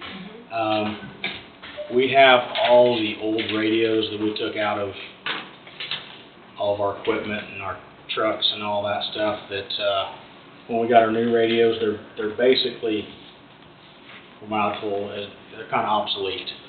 So just looking for direction on what you guys would prefer for me to do with those. I mean, put them in the auction. I don't know what to do with them. Said put them in the auction. If people that want them can buy them. Okay, Just let me know when the auction is. sounds good. October 19th. October 19th. I'd have to ask Wade if we can buy, I think we did a resolution that we can purchase equipment from the county at an auction. I think Commissioner, here, individuals. I have to ask Wade, but, yeah, I wouldn't know. we'll why work not. that out. I'll Okay. work that out with him. It's on See Saturday. why not. Yeah, Saturday. Yeah, October You should not 19th. be able to. Yeah, Oh, really? really? Mm-hmm. Okay. Last thing I got, we opened up bids last week on the excavators, which we have not had time to sit down and go through. We also opened up bids on the 2 pickup trucks. We received 1 bid, so we're going to, probably in a couple weeks, I'll be back to do that again. I'm gonna do some more homework and see who else we can reach out to. Some of the places had not submitted a bid for years, so we didn't send anything to them, but I'm gonna broaden our horizon some, so see what happens. Other than that, we're gonna turn that particular bid down. I've informed that person, so back to the drawing board. Back to the drawing board. But hope to get through the excavator bids this week and see where we're at there and go on. No call outs or anything this weekend. We did finish up that asphalt, Saturday evening, Saturday early afternoon down there by the shop, so all that's done. That's about it. Busy. I seen they got the little Packer stuff on 50 highway this weekend, on the shoulder. Yeah, I caught wind of that.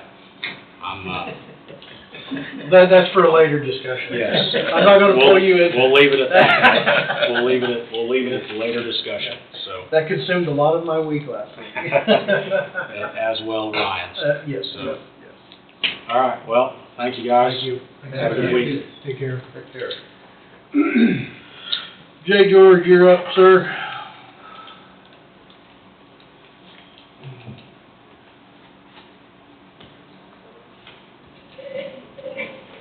How's everything at the north end of the county? It's green. It's very green. It all looks like it's irrigated. The cows are belly deep in grass, the calves are fat, and the weeds are big too, but Yeah. we'll deal with that compared to what we found out the option was a year ago. Right. I am, for those of you who don't know me, I am Jay George from up at Lebo. And I was asked by a consensus of folks to speak on their behalf in support of the Coffee County Zoning Board's recommendation for a moratorium on the industrial solar project.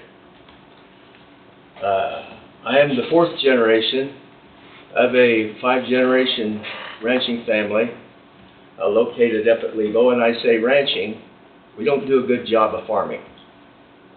We never were into tractor grease. Jesse, you can attest to that. And my experience is based upon not only being involved in our family ranching operation, but in my experience of working with a multitude of ranchers on a various scale across the northern high plains of the country, and dealing with their day-to-day operations, and to some extent the projects that they had to confront with and defend their position as ranchers and the futures of their families. From my observation, the 2 main economic drivers here in Coffee County are, number 1, agriculture, farming and ranching. Number two, obviously, the Wolf Creek Power Plant. It's played a very important role here in our county. The concerns that I have for solar development involve its impact upon agriculture. One, the ecosystem of the tallgrass prairie. Number two, the impact upon our environment. Three, our agricultural economy.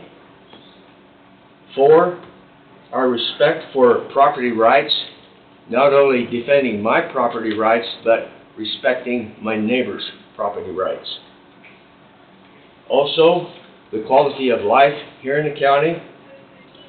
And lastly, with these solar projects, who are we really dealing with? I have a question about that. In terms of the tallgrass prairie ecosystem that we share with our neighbors in the Flint Hills, Woodson, Greenwood, Lyon County, Western Osage County, and beyond, the critical component for the sustainability of the tallgrass prairie, which has a major impact on our cattle industry in the state of Kansas, and the beef cattle industry is the largest economic driver within the state of Kansas. But fire is the most critical component in sustaining the tallgrass prairie. And you can see obvious signs of that, not only across our county, but all across the state of Kansas. I say across the state of Kansas, specifically within the Flint Hills region and the regions that, like we in Coffee County, that lie on the east side of that. Fire is the most critical component in sustaining the tallgrass prairie, along with, unfortunately, chemical control, as we've had to deal with invasive species like Serratia lespedeza and Old World bluestem. How do we continue to protect our tallgrass prairie with the use of fire with these solar projects coming into the county? Without fire, our county could end up looking like the Osage Ozark country of Missouri. And that is not conducive to anyone in the ranching and the cattle business. Secondly, the environment and the impact that solar may have upon the environment. Ranchers have established a reputation as being the #1 environmentalists in the world. They have to protect their environment in order to lay the foundation for future generations. What's the chemical makeup of these solar units? What happens in the case of a weather disaster and any chemical release? What's the impact upon the soil and the water, not only locally on site but downstream? I have concerns about that. Thirdly, the ag economy. It's dependent upon the current and future generations of farmers and ranchers. Specifically in the northwest quadrant of Coffee County, I can account for at least 7 families who have a young generation, 30 or below, who are involved in their operations, who have the passion to follow their fathers, their grandfathers, and their great-grandfathers before them to continue as ag producers in the county. They're going to need access to land, either through lease or ownership, and capital. We don't want to price them out of business and their opportunity to lease or add to their operations. In addition, what's the impact upon the ag-related services within the county if we lose our farmers and ranchers? The ag suppliers, the veterinarians, of which there are 2, we're fortunate to have 2 in the county, the grain marketers, the chemical suppliers, the local mechanics, the machine shops, the transport companies, the auction markets, of which the closest is Emporia Livestock, also up at Overbrook. They're all dependent upon the cattle industry, the livestock industry here in the county. Without them, without the auction markets, we don't have a viable way of establishing real value in our cattle business, and that's a challenge as it exists anyway. Also, I'm a great proponent of protecting property rights, but at the same time, I need to respect my neighbor's property rights. When you're involved in a project like a feedlot, a rock quarry, big projects like that, there are regulations in place where you have to get consent from neighbors, you have to meet certain requirements, and I feel that solar falls into that same category. What is the lifespan of the solar project, of the infrastructure of the solar project, and beyond the actual the site where the solar farm is located, what's the expanse of the infrastructure that it takes to transmit the power, and how many other people are affected. In terms of, and to follow that up, quite frankly, I as a rancher, as a cowboy, I don't want a junkyard set up in my next door pasture. The quality of life, do we want to turn Coffee County into Johnson County, Kansas? I have concerns about that. Lastly, who are we really dealing with? What's the transition of the companies that we're dealing with? Based upon my experience, on a statewide basis, on a national basis, and on an international basis, invariably, you deal with one company, 2 years later, that company sells out to another one, and lastly, you end up finding out 6, 8, 10 years later, you're working for the Chinese. I have concerns about that. I think it's very important to work with professionals who have been down that road before, who can help us write our own rules and set our own groundwork. But to follow up, I think the most important thing we can do here in Coffee County is work to enhance and invigorate the agricultural economy and put that as number one, and also take advantage of the current and future potential of the power of Wolf Creek Power Plant. With that said, I'm all for progress. At the same time, there are certain values in terms of our ag economy that we need to maintain and never ever sacrifice. It looks good short term, but long term down the road, I'm concerned about the generations behind me and the opportunities they have in terms of producing food for the nation and the world. I think that needs to be number one here in Coffee County. Thank you. Thank you for your time, sir. You bet. Thank you. Appreciate it. May I do a follow-up of a little bit of what he's, continuation of what he said? I don't think we're gonna open this for public discussion. He was on the agenda for 10:30 and waited 30 minutes to speak. We're gonna go to Amelia, Health Department Administrator. Review and sign contract with Boats Construction. Hey, good morning. Amelia. How are you? Good morning. Doing well, how are you? Alright. How you doing? Very good. I do have a copy of all the documents for you guys. Thank you. You're welcome. You're welcome. Good, man. No problem.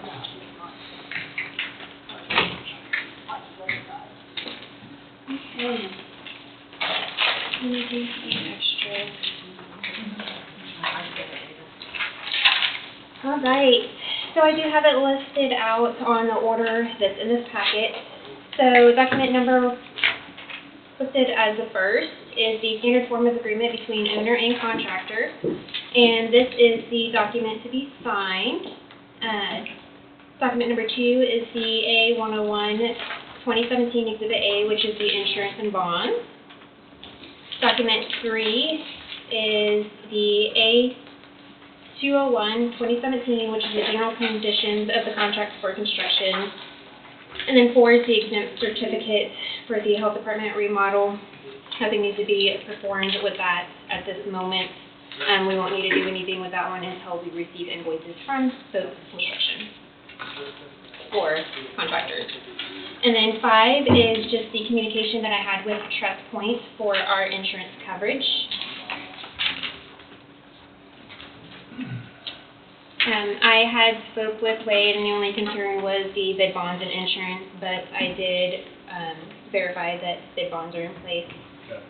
Cody with Boat Construction, he did request a copy, so hopefully we'll have it today during our pre-construction meeting. I think it was out of Newton or Hutchinson. Where was that out of? Newton. Newton? Mhm. Yep.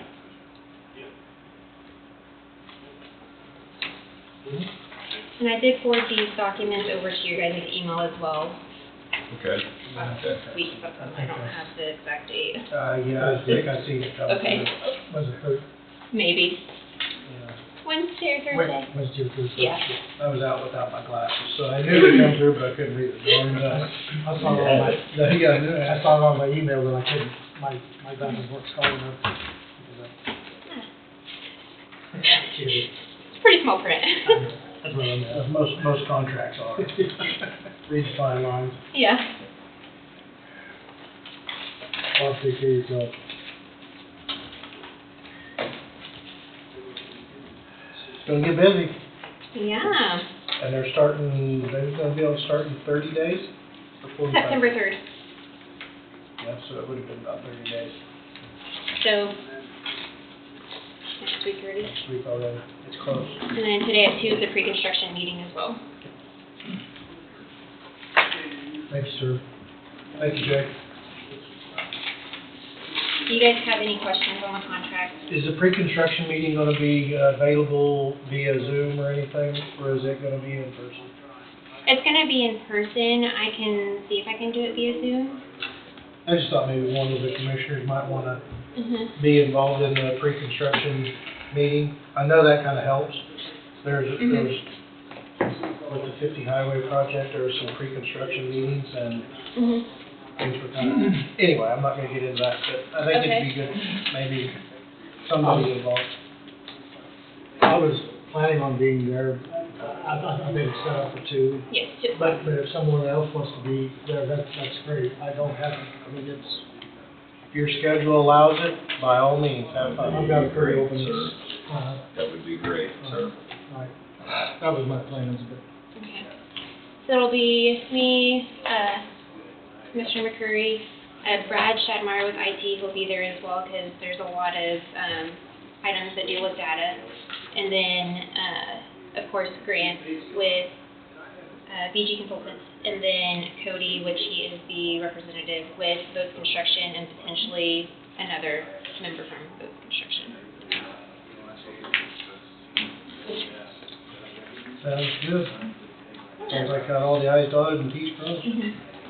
Do we need a motion to sign the document, or do you guys want time to review prior to? Are we going to have you as the docu-signer, or is it me?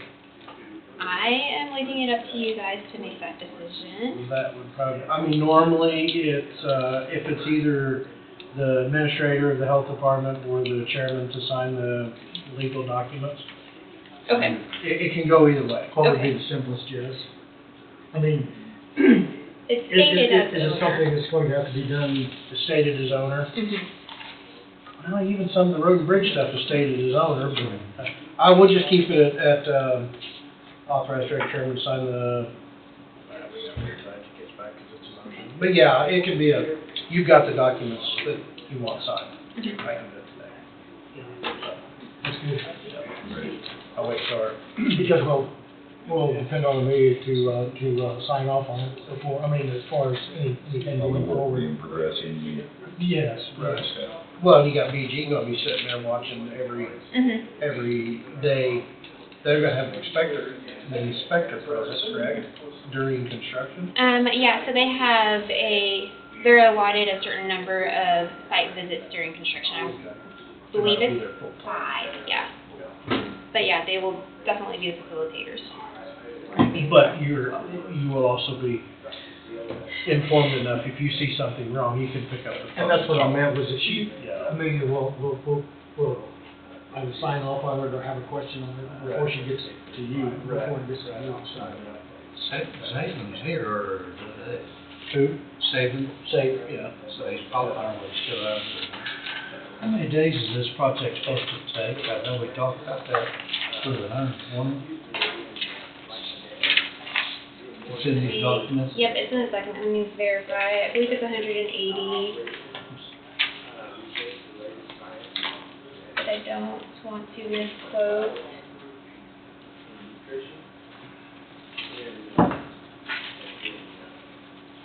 So the start date is September 3rd with the end date of January 1. January 1.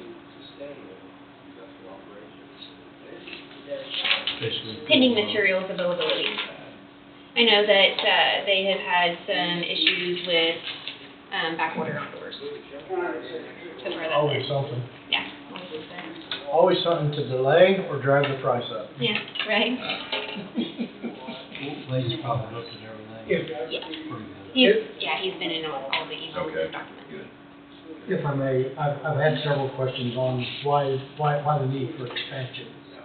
Would you explain the need for the expansion? I don't mean to throw anything, but what, You've got a lot of more services that you want to try to offer, changes, requirements. There are some items that I can speak on at this moment. and I don't mean to put you on the spot. So the items that I can speak on is, so we had that family planning audit, and I can't go into too much detail since it was audit. So there were some findings that seemed necessary for us to become compliant. So that's one of the reasoning for the renovation, along with we are expanding our services. So some of the items that we will be offering will be rapid testing. So that would be influenza A, B, RSV, and strep, and COVID. And then we are also adding services to we have a certified lactation consultant. One of our nurses, she is approximately 5 hours from completing that, so that will bring in another service that we currently do not offer. And then potentially at the end of 2025, we will have a part-time nurse practitioner on board to offer additional services as well. So it's really just expanding our scope for public health. And You would to do a have, better job of explaining than I will. Yeah, absolutely. That was my point. And one of the key items is infection control. So we currently don't have hand hygiene stations, so sinks in any of our exam rooms, and that's one of the major items that we will be installing as well. Thank you. And becoming ADA compliant. You're welcome. Yeah. Doorways, et cetera, lots of different things that you need, correct? Yeah. And then I guess while we're waiting, I also have some updates on the health department as well. So we have our drive-through flu clinics scheduled for this flu season. They will be held at each fire station, as we have done in the previous years. They will be from 5:30 p.m. to 6:30 p.m. So Grizzly will be Tuesday, October 1st. Neutron will be Wednesday, September 25th. Leroy will be Wednesday, October 2nd. Waverly will be Monday, October 7th. Lebo will be Wednesday, October 9th. And then Burlington will be Wednesday, October 16th. And then since we will be renovating during flu season as well, we have decided to go ahead and offer flu vaccines to during our library visits in the month of October. So that will be from 8:30 a.m. to 12 p.m. at each of the branches. And then we do have our school inspections scheduled beginning this week and going into next week. We did do some revisions on, we revamped our document that we utilized for that, which I spoke briefly on that last one. And then since we're talking about schools, we will be sending updates for the 2024-2025 school year for the protocol for respiratory virus and illness guidelines. And then we will also have our VFC pharmacy audit September 20th at 10 a.m. That's all I have for updates. All right, updates. A lot of things going on, especially with flu season coming on. Yep. And that document that we send out to the schools, we send it out every year. It's just pending approval by Dr. Sawyer. I do have that. If you guys would like to review it and check it out. No? Okay. I'm good. All right. I'm good. I don't suppose I'd have anything to add to it. Yeah. I don't think we want to rewrite it, so We'll have a chance. Guys have any questions, comments, concerns? I don't think so. Okay. well, See, working with our, what was it, 200 and... Like you're on top of stuff.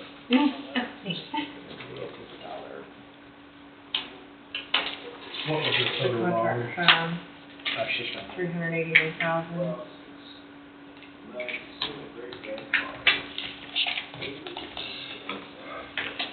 And that is including both alternates. That number includes both alternates, yes. That's seven. Yep. And funds are to come from the ARPA funds or CARES. Well, it's gonna be, it's the CARES. And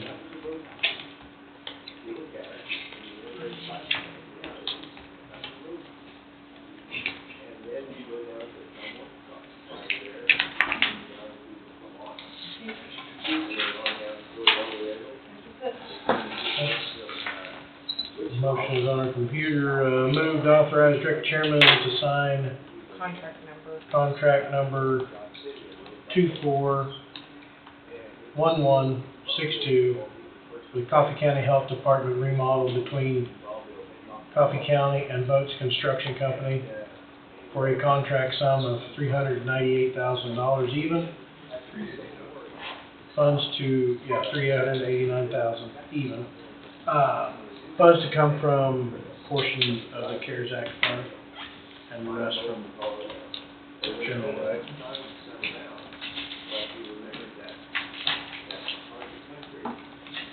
Is that what we were doing? I think the remainder was coming from the general, wasn't it? Okay, Unless you general budgeted, fund. you didn't budget. Why did you budget? Well, the audit happened after budget. Yeah, I know. Was due. Are we gonna take the CARES budget to zero? Wind up taking. Okay, we're gonna take it to zero, which is about 277, right?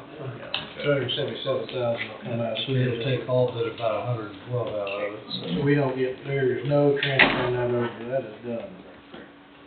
Okay, remainder, 277,120 will come from the CARES Act fund, and the remainder of the 389 will come from the general fund capital layout line item. I'll second. We'll let Angie catch up on that. I do have a request. So the document is actually document A-101-2017, standard form of agreement between owner and contractor. Sorry. Okay, so it's document number.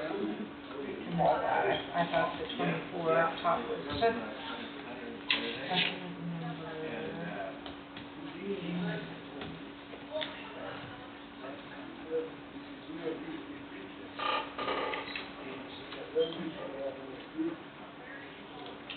Everybody agreed to the adjustment.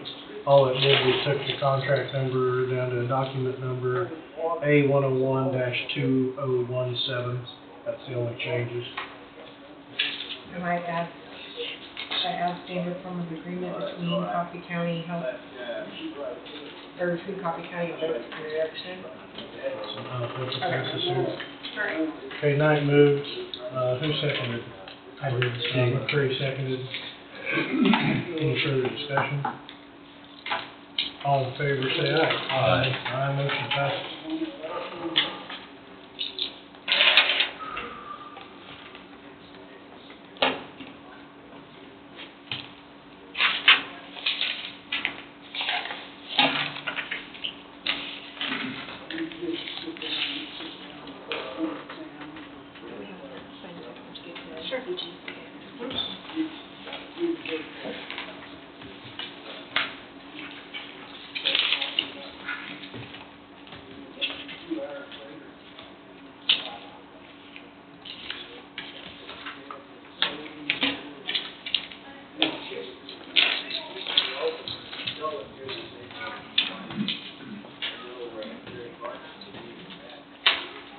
Thank you, William. Thank you guys. Have a good Take day. care of that.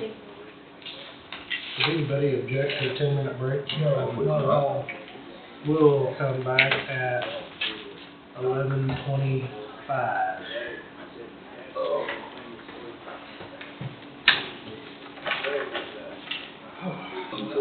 No doubt. Seems like I'll have a wet seat on the way home. I left the windows open in my pickup. Was it raining? Yep, well, it's downpouring. What? I left mine down halfway too. Yeah. It wouldn't get so I hot got in mine there about today. down 2 or 3 inches. Well, Maybe I'm that glad to say changes my afternoon I got my schedule. windows up. I didn't grab the door, Steve, you want to grab the door? Yep, sorry, I turned the No, switch you're off. probably fine. I think it's gonna. The sun was shining and it was hot. Yeah. Left my windows down and now I'm like, Yeah, the last I saw it's supposed to be 102 this afternoon, so. all right, we're back. That's what I'd say. County Councilor Wade Bowie, you're up, sir.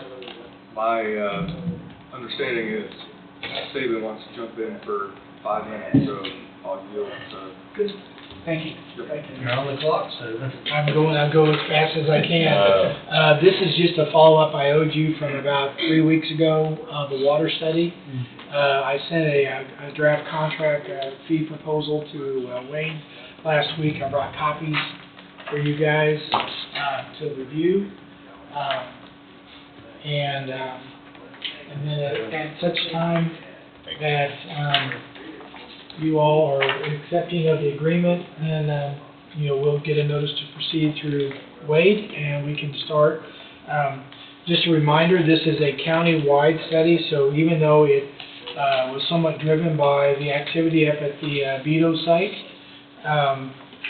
if you remember back 2 years ago, I think Carl Lee and I came because the issue first came up with fire issues, fire control issues in the county. So that's why this is looking at a county-wide study. I referenced Wholesale 12, Coffee 3, but there are other districts. If you go to the back of the packet, we put a map in there of the districts of the county that we'll work with, and then the populations of the cities in the county, and then the total housing units to give you a sense of some of the data points that we'll need to conduct the study. The fee in this proposal is for $117,000. If you remember, when we did the grant application, we were at about $165,000. We were able to bring that down because of some of the work that Wholesale 12 has already started up on the northern end. So we're, again, this is for your review and approval, and I'm not necessarily asking for approval today because you just got it in front of you, but at such time that review and approve, then we can begin to work on the stuff. And then the last item I had, just as an update, was, well, I guess 2 things. So the SSM project is underway, as you all know or have seen. One of the things that's included in that we included in the budget for that project is that, and this, by the way, again, reminder, the county's costs in that project are reimbursable through the funding agreement, the arrangement that was done with the SSM project. So within that, we included engineering and we included inspection services. Now that they're underway, we would like to, we think it would be prudent to have an inspector on site for this project as it's being constructed, since there are parts of those improvements that are county responsible improvements. The access roads, some of the connections, your utility connections, things of those nature. We would provide that inspector, probably starting within the next week or two, to be on site through the construction of the project. So just, that's more of a heads up. It was included in the budget for the project, so again, I wanted to make you aware of that. And then the last thing was, Jesse, we met up there at an Old 50 project, and we're continuing to monitor that and follow through with that. As long as we get cooperation from the contractor, I think we can get the result that we require. And our inspector up there knows what we're requiring, what the county requires. So I just want to make you aware of that. I think you said last week you were gonna have another guy coming through also. We will have another guy, but I talked to Kenny of the Road and Bridge this morning, and I know that you all have an inspector as well, a retired KDOT inspector, and they're going to kind of free him up also. So I think with it being 6 miles in length, I don't think it hurts. I'm just going to say that to have some of the work being inspected by more than one person, because they're going to probably be working in different areas. So we'll try to coordinate with our guy, with my second guy, and with the Road and Bridge inspector to make sure we have coverage. You have trouble getting that many inspectors involved with the project? Does the company say, well, we don't want you around, or can they say that? They can't say that. I didn't figure it was. I mean, they can say it, but they... It's not gonna do anything. No. We work for you, so... So on the access road at SSM, how far north does that go? That starts at the airport, it starts at the airport entrance? Yes. How far north is it? It goes north of the pad site for SSM by, I want to say, we went about 400 feet, something like that, 300 to 400 feet. So it doesn't go up to the next entrance? It does not go up to, if you remember, what we, again, it was budget driven, but ideally I think it would make sense for the county to connect that all the way up to 20th. You would have a road that would connect to a county road that would service any future growth that went north along the airport strip. So that'd be a mile stretch too? Yeah, but that is not in this project. Okay, all right. Yeah. I couldn't remember. But we did discuss it. We did, right? Yeah, I just didn't remember Maybe, my thought, and we get the ball rolling, it would be nice to have it there, I think like Bobby mentioned or whatever, that, okay, here we've got space, here's your spot for the business, I can see this under our on-call agreement. We do have a category that we can provide, I'll call it, these limited services. We could actually put together kind of just a concept drawing and, a rough estimate of what it would be to carry that forward up to 20th, and then you would know. At least you could plan it. I think we've seen a document, because it went up to 20th Road, and it kind of made a loop back and then up on the 20th Road. That way it gave enough space from 75 back for trucks to make a loop. We did do kind of just an alignment. Yeah. And again, I wasn't advocating to do that, I just couldn't remember what the discussion had been, or how far north it went of this. Yeah, it was really budget driven. But we tried to carry it enough that it would be, I'll call it visually appealing to any future developer, that the road could go further, and the county would be willing to have that discussion. One other thing with that project I'll mention is that the contractor has sought, and I believe received from KDOT a temporary construction access permit that would be north of the site as well, off of 75. This kind of came about because we were starting to see some damage to the existing entrance and road where the trucks were coming in at the airport. We're trying to minimize damage to your existing... So that'd be at the half mile line? Yeah. Coming in off 75? Coming off 75. And that would be a temporary construction access for the purposes of during construction, maybe taking construction access there rather than through the airport entrance.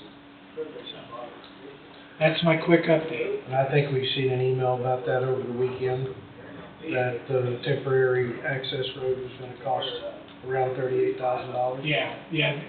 I think the goal is right now, at least I'm gonna say from talking to Garrett, who's been kind of managing the budget, I think the dollars are in the budget that it would go into the project budget. So that's my understanding where it's at, so. Again, the way that budget works too is, even the work we do, we would invoice the county, but I send the same invoice to Garrett, so he reimburses the county for the expenses that go to the project. So, anyway, that's all I got. Gotta ask, how was the trip to New York? It was great. It was great. Yeah, it was great, and it was really enjoyable to take our teenage daughters. And it was kind of funny, the trip when we said, we got to take you to Times Square, and they seemed like they were just like, not really interested. We've seen it on TV. As soon as we got there, oh man, they were in TikTok and selfie mode, and they were just loving it. So we ended up going back twice to. I just had to ask. Yeah, no, it's good. It's good. Empire State Building actually is incredibly. They've technology. It's a whole tour. It's really awesome. So thank you, Brad. So this contract here is for $117,000. This is to do the water study of what needs to be done with the infrastructure within Coffee County to get adequate water pressure and adequate water throughout the county. Correct. I thought this was already being done. That's what I thought it was already. You guys have seen this before, but the decision that the commission made was if that was for the grant, and the decision then was if we don't get the grant, then the county would fund it. So I just am formally coming back here with, but no, we had not started any work because we had not been given the authority to start work. And this study includes everything that's going on within the county, plus the KSMC, what's going on. Yeah. Was the grant that was possibly looking at got turned down, or? It got turned down. We were not I think I awarded. remember you saying that here. Yeah. 2 or 3 weeks ago. They had the state got hammered with an unbelievable amount of applications for grants for water studies, and it was way above their expectations. Yeah, I think they had a total of like $2 million available, and they got like $30 million worth of applications. Yeah, I think. So is that something that can be submitted at a later date, or is it a done deal? I mean, I believe it's an annual program, so you can submit application, but at this point, I don't know. Okay. Yeah. Probably a done deal. Yeah. I just want, my question's gonna be to Angie and the budgeting side, pay $117,000, here we are, we're slashing the heck out of budget and this and that and so on and so forth, and We're equivalent over 500-600 right now. yeah, so. Again, we're not doing any work till you guys give us a adjustment. But the bottom line is the study needs to be done at some point in time. It does. May I make a recommendation? You've got a $117,000 check coming as reimbursement from SSM, from where you've already paid for engineering and SSM said they'd reimburse you. That check will be here in a few days. It's equal to what you're. I didn't know that, but that is. As long as we can, but I would act on it once we receive the funding from SSM to do this water study, because it is a big issue in the county. But this has to be done before the project. Yeah, we're gonna have to do this. Yes. Yeah. Yes. It has to be done at some point. Could come out of capital improvement. Because technically it probably is, but capital improvement in January of '23 had $8 million in it. At the end of the year it had $8 million in it. Yeah, we just need to revise And the after 6 capital months, it's got improvement plan. 7.9 in it, so it's 18 months here, we haven't hardly tapped capital improvement, and to me that. But if we're getting that check within a few days, We don't have to mess with it. we wouldn't have to mess with anything. It'll be here by the next Tuesday probably. Absolutely. Because you won't meet next Monday, will we? Needs to be Tuesday. And if it shows up before Wednesday, we'll be here Wednesday. It'd be here Wednesday, too. Yeah, we could act on something like that. My thing is this is something that has come up and it needs to be addressed. It's an important item for everybody in the county. It is. And, I mean, this is just asking for engineering. This is just asking to see what we need to do. We know that it's bad. We know there needs to be Yeah, updates. we need improvements. There definitely has to be improvement. At that point in time, what's that gonna cost? I mean, that's what we, That's what you mean. that's, Because this is the first formula. I mean, this. this is not step one. First bridge, yeah. All right. Thank you guys. Thank you. Appreciate it. Okay. I'll go back to our 11 o'clock. County Councilor Wade Lee. You're up, sir.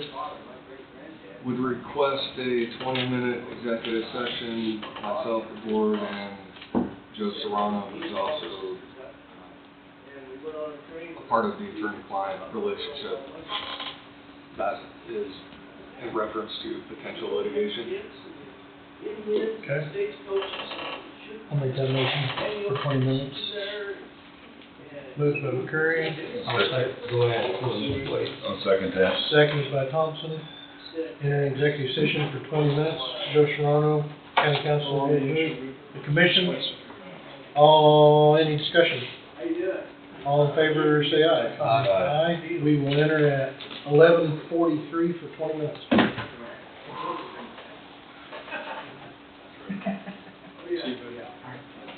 Angie, did I give you one of these?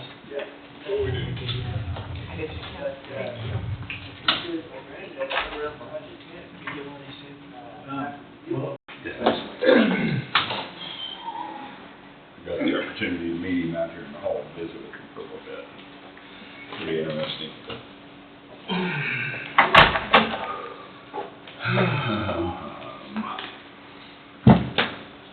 Okay. This time, no action taken.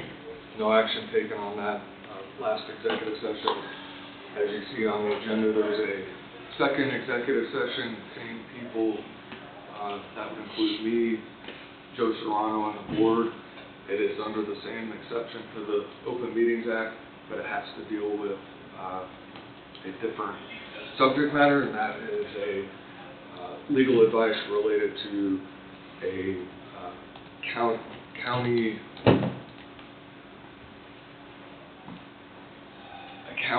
agreement involving a potential conflict of interest. 20 minutes. 20 minutes. I will move. I'll second. Moved by Knight, second by McCurry, go into executive session with County Councilor Wade Bowie and Joe Serrano. On council, attorney-client, whatever, what he said. 20 minutes, all in favor, say aye. Aye. Aye, motion passes, we'll enter at 12:08 for 20 minutes.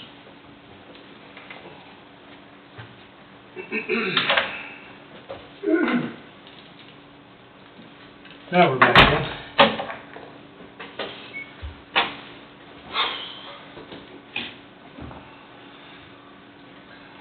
No action taken as a result of that executive session either. Are we pivoting into? We're pivoting into roundtable. So, roundtable, topic number 1. I was contacted by an attorney that I've worked with on a number of occasions, and that attorney expressed that a concern related to contact from a concerned citizen. That concerned citizen apparently had been contacted by somebody who's approaching Coffee County landowners and saying you need to sell your property or the county's going to take it through condemnation. So I want, since this is an open forum and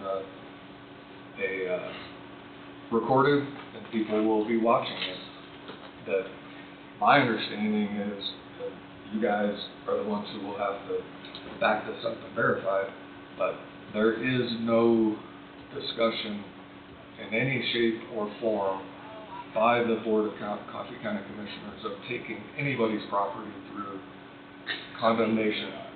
And that is exactly what was communicated to me by this attorney. That attorney and I have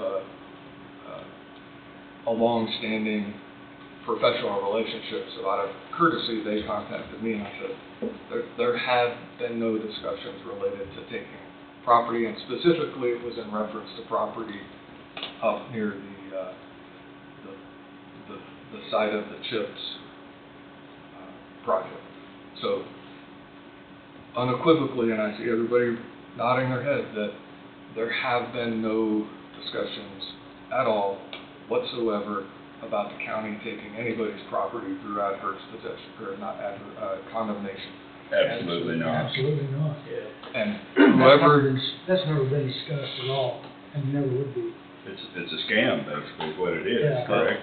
whoever is out there, they are saying you need to sell before the county comes in and takes it, is basically what's out there. So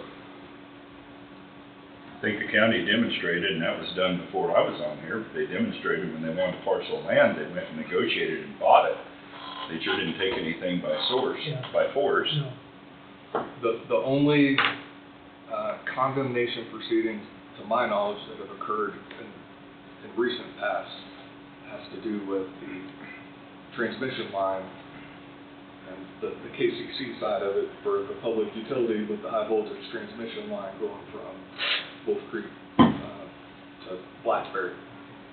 And I believe those condemnation proceedings have been advertised in the paper as well as whatever they're proceeding through the district court.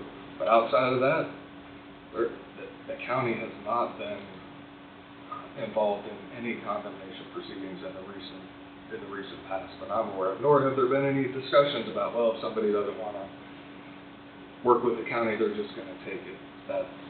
No, that's not my impression, whether it be the five of you currently sitting or the previous two boards that I've been a part of. There have not been any conversations related to condemnation and taking anybody's property. So just to clear that up, so the word on the street, there's a difference between fact and fiction, and this is where you'll get your accurate information, not from people posting things online, on the internet. You can put anything on the internet, and if somebody wants to come and ask a question, they get on the agenda just like anybody else. Exactly. So that was at the top of my list to bring up at Roundtable. I had been told that was something that was going on, but I didn't have any verifiable information. But when an attorney calls and says, is the county involved in this because my client is concerned, then I feel it incumbent upon me to bring it up in an open meeting. Yeah, I hadn't heard anything about that going on. And there's nothing out there at all. No. In the 8 years that I've been on, it's zero. And to go along with Wade's, I did get a phone call from an individual that was being scammed, harassed, whatever you want to call it, from this individual.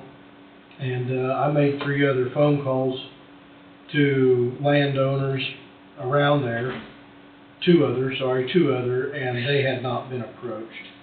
But I threw this individual's name out and I said, this is the individual and you need to watch out for him because he's spreading false information. And I said, because I was asked point blank by the first one, I was like, is the county going to take my ground? And I'm like, no. I said, we've never discussed it. I said, yeah, I was gone for 2 months, but I said, we've already made the decision prior to. That was not going to be a factor. I said, you can rest easy tonight, knowing that is a false statement, and it's not going to happen. And so I in turn called Wade, and he said, surprising you just said this, because I got a phone call from the attorney.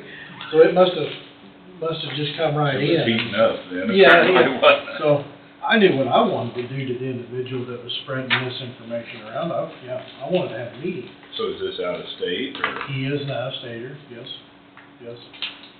So, but I did spread his name around a little bit, and so we'll see what happens. But go ahead, Wade. Nope, that was it. I just Oh, you wanted had? to mention, well, with that. Okay, you've got more roundtable. That's what I was thinking, go ahead. I'll shut up now, you let you go. Yep, so I'm gonna hand out,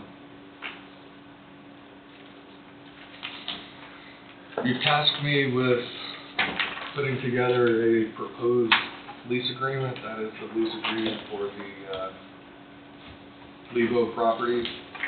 And I'll just hit the highlights.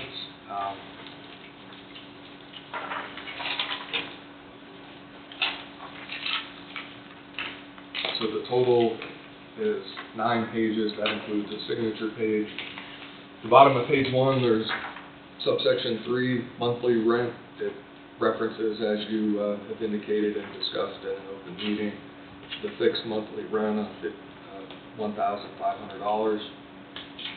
So a blank in subsection 2 that we don't have the date because nothing signed. Moving on to page 2, security deposit, it's $1,500. Most importantly, starts at section 5 and section 5.1, 5.2. We'll start with that. So on the bottom of page 2, section 5.1, I tried to word that in a way where if the CHIPS project comes through and the property is best used to, as a part of the CHIPS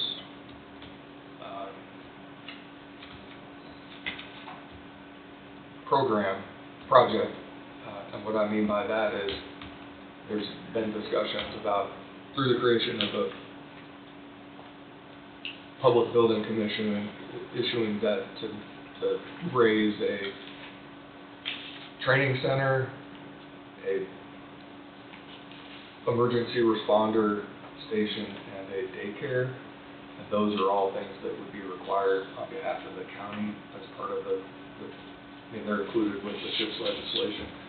So the land that is there, the house and the barn, the shop, whatever you want to call it, that there's a way to use that to reduce the debt that would be due and owing through the PBC, to reduce debt that the county would owe because of the infrastructure that's already there. Then this paragraph hopefully says that then the next provision would not apply. So 5.1 going into 5.2 is the option to purchase. Because you don't want to have the option to purchase out there if the county wants to have the ability to use that land to benefit the entire project. Right. Does that make sense? So then 5.2 is the option to purchase, and the option to purchase references except as provided in subsection or section 5.1, tenants shall have the right to purchase for a purchase price as determined by the assessed value or the market value of the real property improvements at or near the time of purchase, whichever is greater. Because I don't know what that number is, Right. but for it to be sold, then those are two numbers that are two valuations that are used on a fairly regular basis. And my impression would be market value would be higher than assessed value, but that allows the leeway, and then that means that you'd have to come to a meeting of the minds on what that market value would be. So, and then the section that deals with 5.3, the right of first refusal, utilities, the tenants require, this is moving on to page 4, tenant responsible for all utilities, electricity, water, sewer, gas, telephone, internet, or other utilities. Further on, it discusses, in 8, maintenance and repair, that's also on page 4. Landlords responsible for major structural repairs, roof, or necessary repairs for heating, plumbing, electrical, or other essential systems. However, tenant is responsible for miscellaneous upkeep, including snow removal, pool maintenance, including but not limited to seasonal opening and closing, as well as monthly chemical testing and interior cleaning. I don't know how to best word that. I know there's a contract, so they just have to assume that contract. Lawn care, landscaping, in and around the leased premises, and then the county would have to maintain insurance. In another section, at the very bottom of 8.2, it references personal property insurance policy and provide a copy of that to the county. Those are the main things you need to be aware of.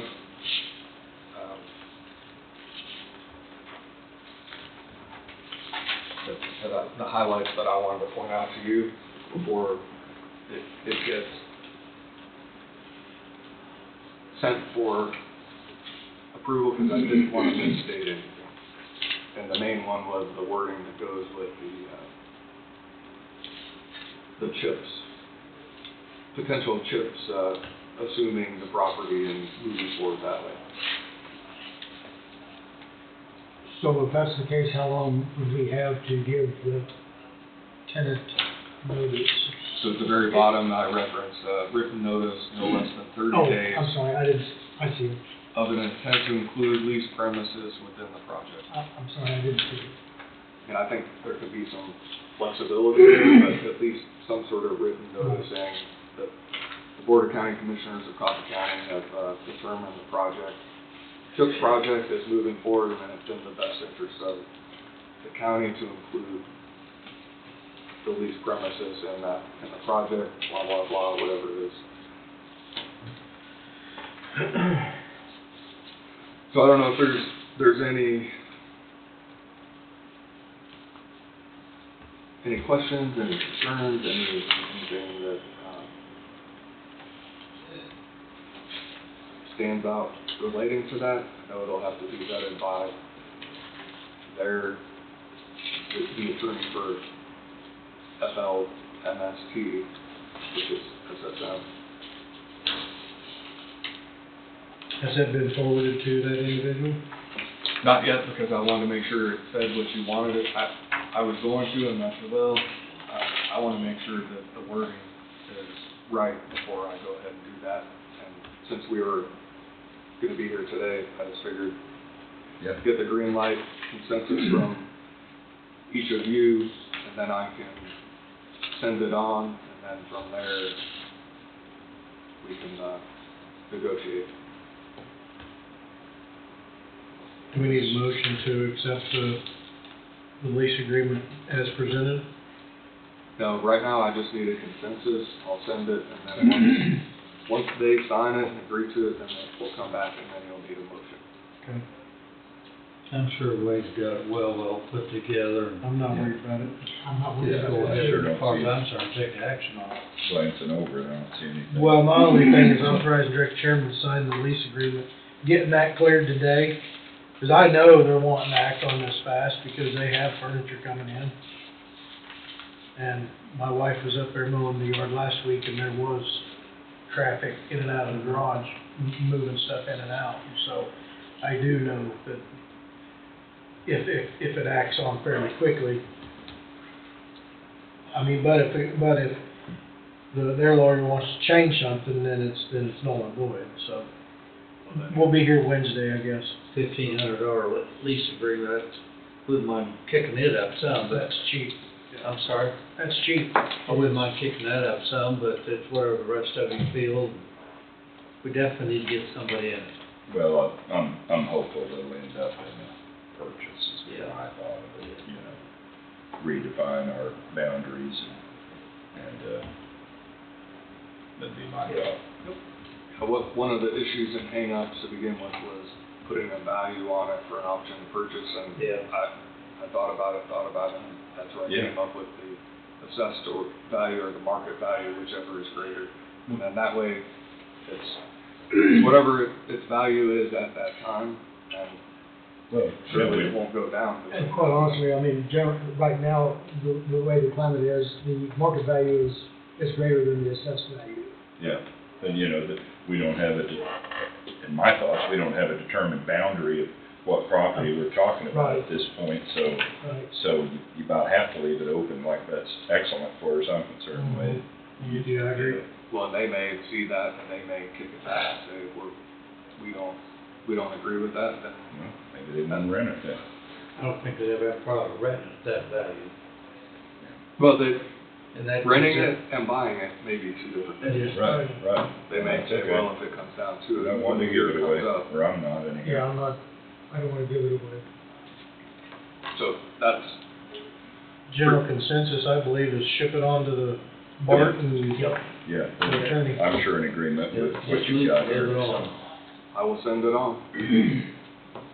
Outside of those, two things, that's what I have for today.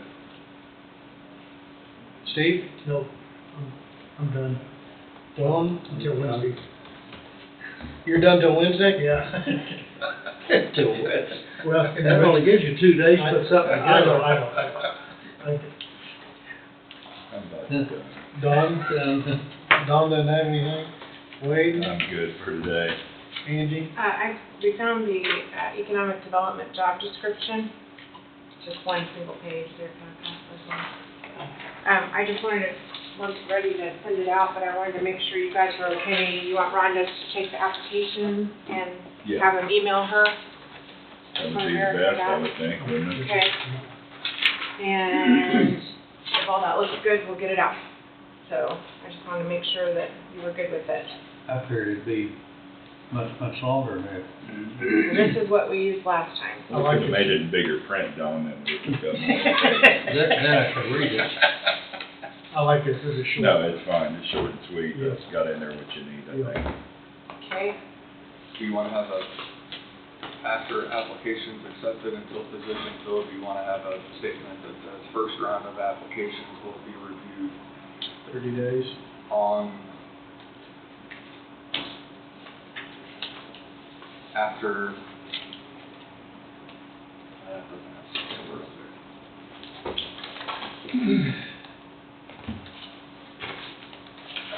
First round of applications to be reviewed. 23rd is the last, well, the 30th of September is Monday. That'd probably be a very good fit. I'd say the first round be reviewed on the 30th of September. Okay. That way people have, at least they know there's Mm-hmm. an unofficial deadline.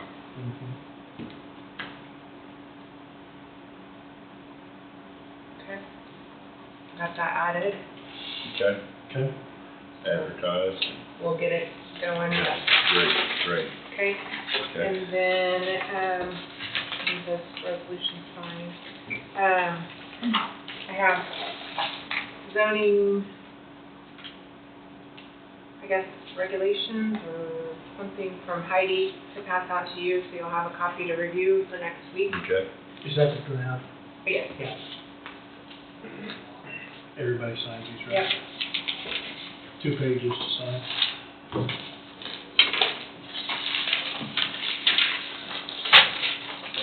Then, We don't need to put one of those on Tom's desk, do we? I didn't, but I can always give him one. I mean, I just put it off for you for right now. And I can email them to you too. And then, so we have those board applications still. You guys said to wait and go over them today. We have one for the Housing Authority Board, and then we've got 1, 2, 3. Oh, no, I'm sorry, 2 for the Housing Authority Board. And 4 for the Planning Board, and now you have another vacancy on the Planning Board. I mentioned earlier, you know, I don't know I don't know what our statute says we have to have, or if there is a number that is there for the zoning and planning, but I wouldn't object to going down to a 5-person panel, but that's just my personal opinion. Everybody's got one, so I just expressed mine first. I think it would probably take review of whatever the planning and zoning rules are. They may have some bylaws that say this many people, I don't know what the minimum is. So you probably want to get in touch with Heidi and figure that out first. I mean, I know these people are wanting to be involved in the county, I really, really truly do, and, I just, Those are housing, those are planning. yeah, I just want to make sure I've seen all the housing. See, I hadn't seen this one in the housing because I don't have a signature on it. Okay. Oh, that's because you were gone. Yeah, okay, that's what I was trying to say. Yeah. I don't think I signed it.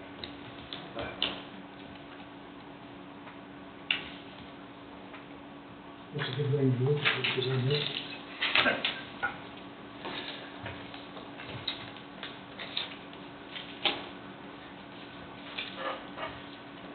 Yeah, good.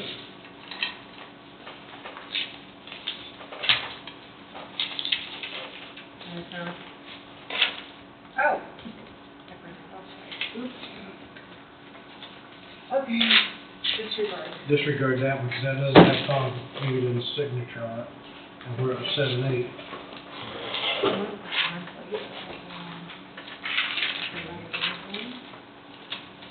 Oh, they might have applied again, maybe.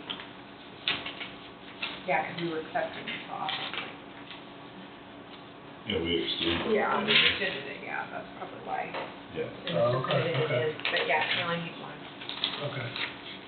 Okay, Do you want to pass these around so people can relook? That'd be great. Housing, there's only one for housing, right? so I have 2 for housing.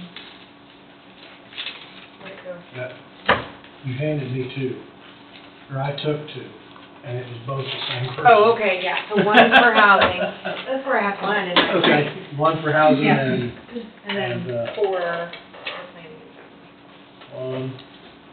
1, 2, 3. Yeah. And how many positions on You have 2 now. 2 open. and we have 4 applicants, is that what you're saying? Yes, so 4 people have applied for planning and zoning, 1 for housing.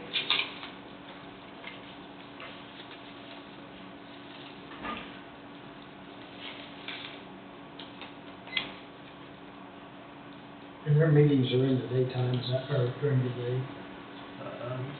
7 o'clock at night.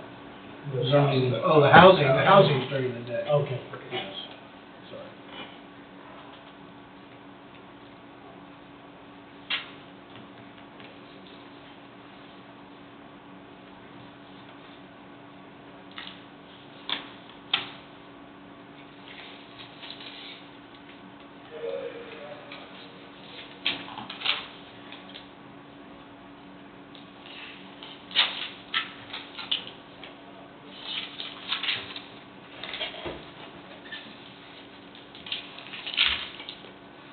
All the things that this one has the most importance to.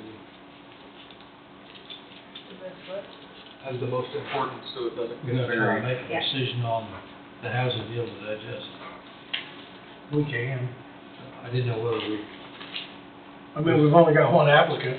Yeah, it's just got, it's been out there for long enough, So- we can. there's a lot of reading You here. got another position, since we have another position on the planning board, maybe, you know, I know they're not district assigned, but, you know, it'd be nice to have somebody from the Burlington area. It needs to be out of my area, 'cause I think, Yeah. I didn't realize. And I've already got 1 Yeah. for my area up there. Right. I mean, but you've got people wanting to volunteer for a very thankless job, That's exactly right. and, And I thank them all for their interest. yes.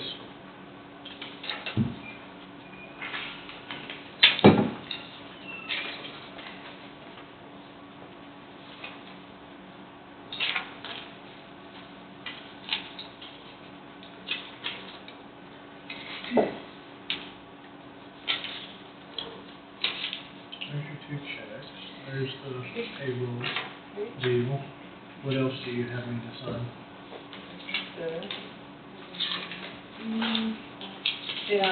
I did the documents on that, didn't I? The only thing we've got is the budget. Right. The budget. So, we have until, so if you were not going to go over the revenue neutral rate, today would have been the deadline to approve your budget.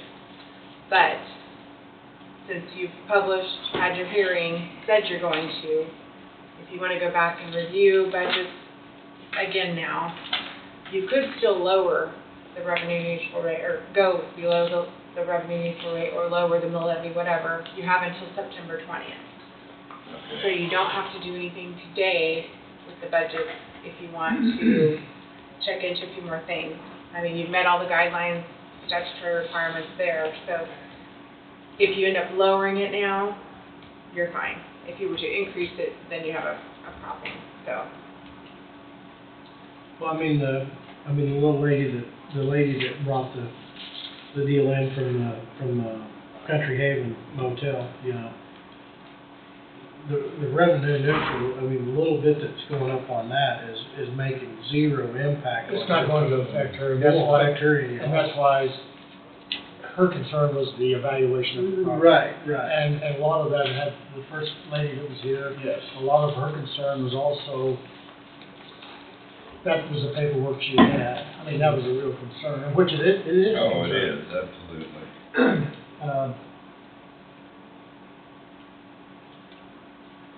My theory is if a person can get industry in here, the money that the industry generates for the county, lower the mill levy. That's the only way to control it. I mean, either lower it or keep it the revenue neutral. Well, I mean, that's the only way you can do it. And I would like to see people pay less property tax. I really would.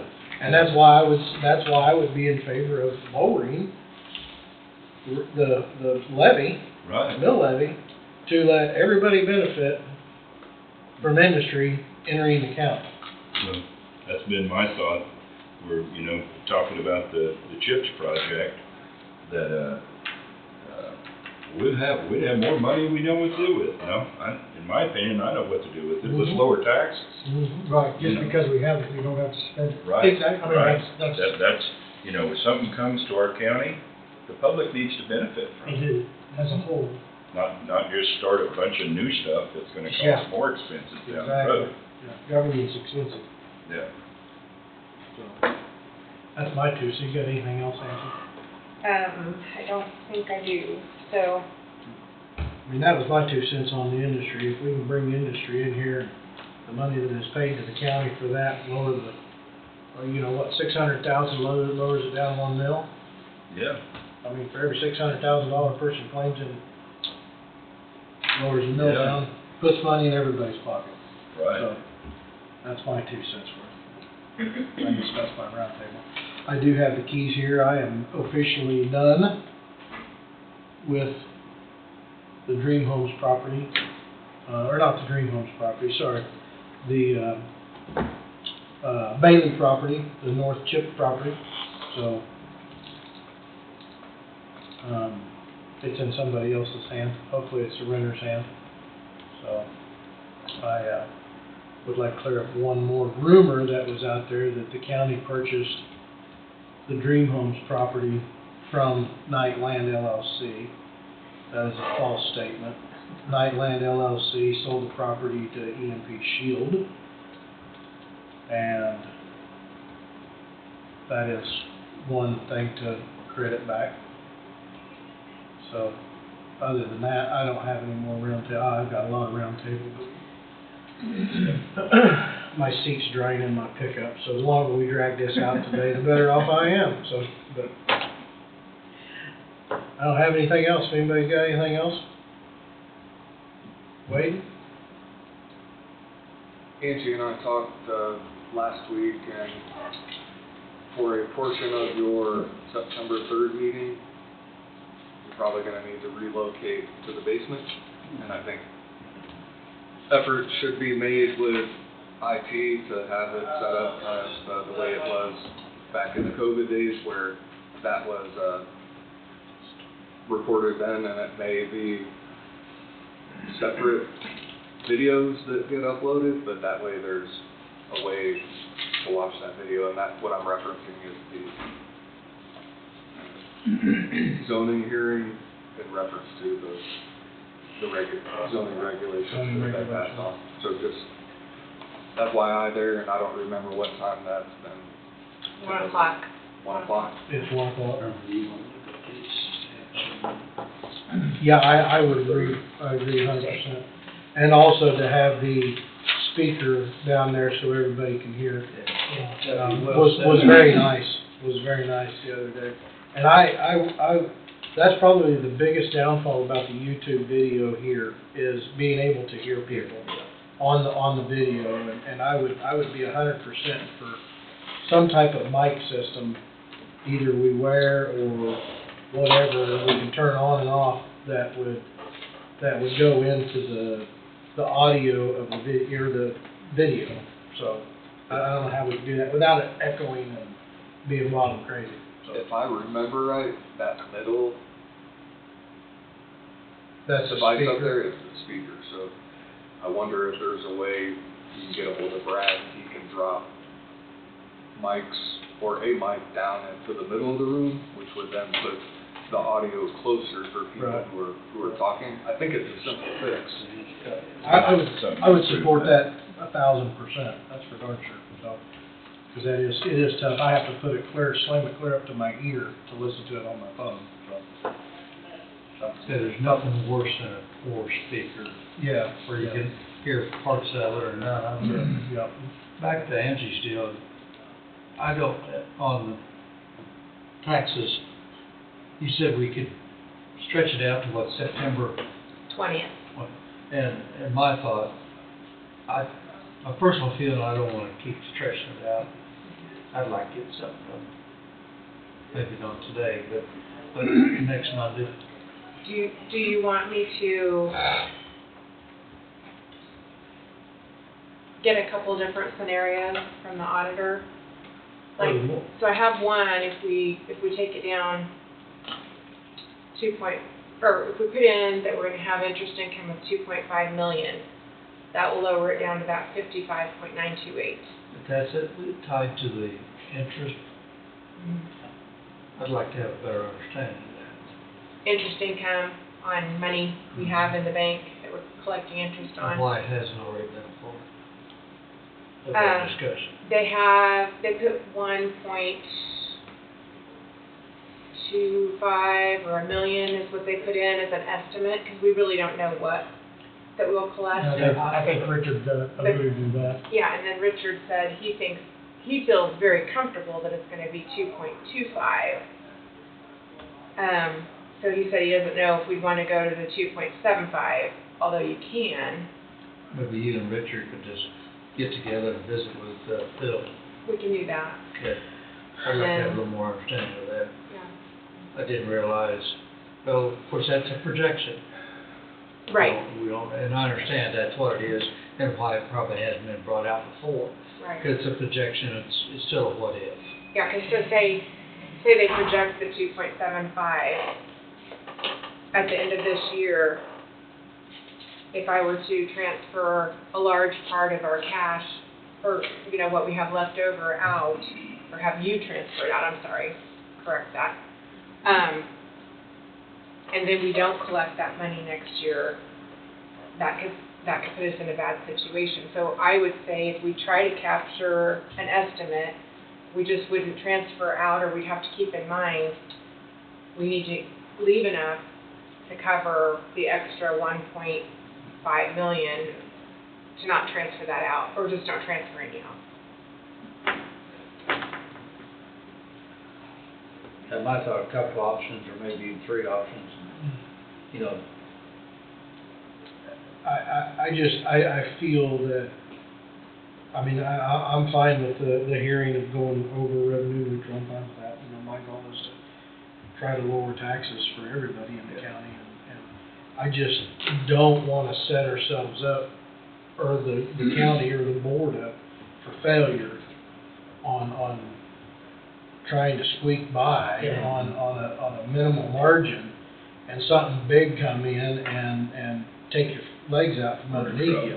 I mean, I just don't wanna set it up for failure, I don't. Yeah, I mean, like, we had an unexpected bridge thing up there this year that showed But up just because of all the dry weather, you know. Yeah, Just like the North Shore Bridge there.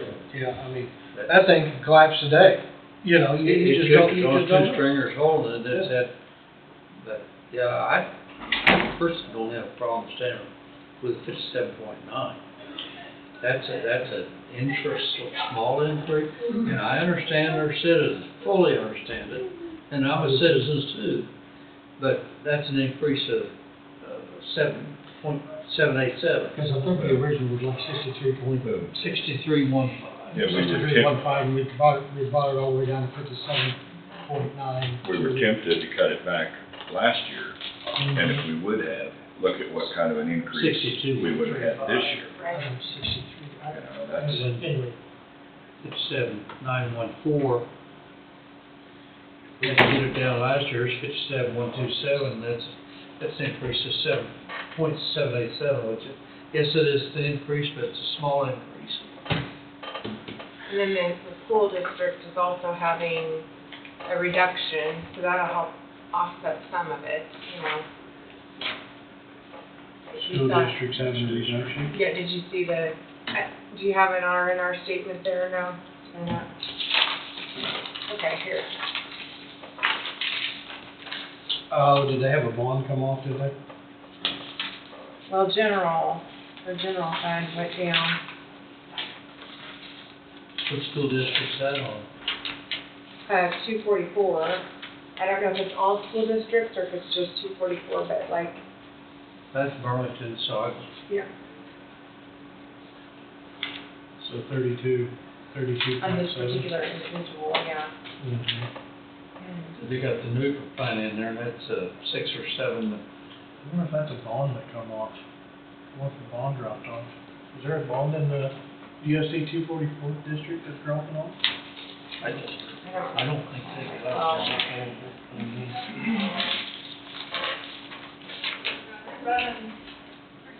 I don't know what everybody else's thoughts are. I just don't want, I don't want to stretch it out either. I mean, if we can make it, we can make it. It just, my gut tells me that, which doesn't really matter what my gut says, thanks, but I feel comfortable in keeping it at that 57.92, just the way it is right now, but. yeah. I hate to count on money we don't have. Yeah. When you're talking about interest, We don't know what's going on. there could be a crash, and yeah, everything drops. that's an unknown. So. Let's hope we get it, but I hate to count on it. My thought. Do we need a motion on it? That's direction. So they're out there, if you want to go ahead and approve those, they're ready to go. Approve the budgets the way they're. I'll move them down to the bottom Oh. here.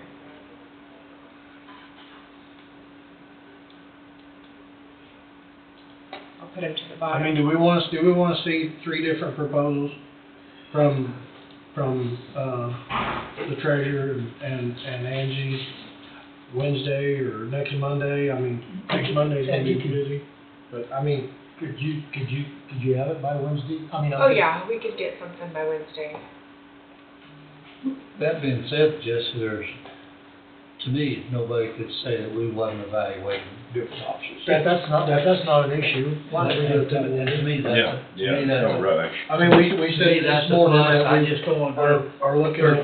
I just don't want to go to third week September. Well, if there's something that we're missing, and with the 3 proposals, then we'd have a clear picture of exactly what we had to deal with. At least we'd be evaluating options. Just table it till Wednesday. Yes. Okay. Table budget until Wednesday. So do you want to leave the board positions alone right now, too? Yeah.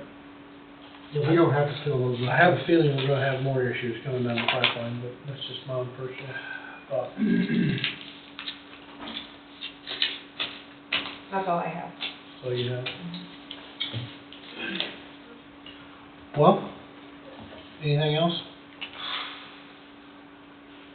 nobody has anything else, we will recess until Wednesday, where we will review 3 options for the budget and also sign checks and vouchers.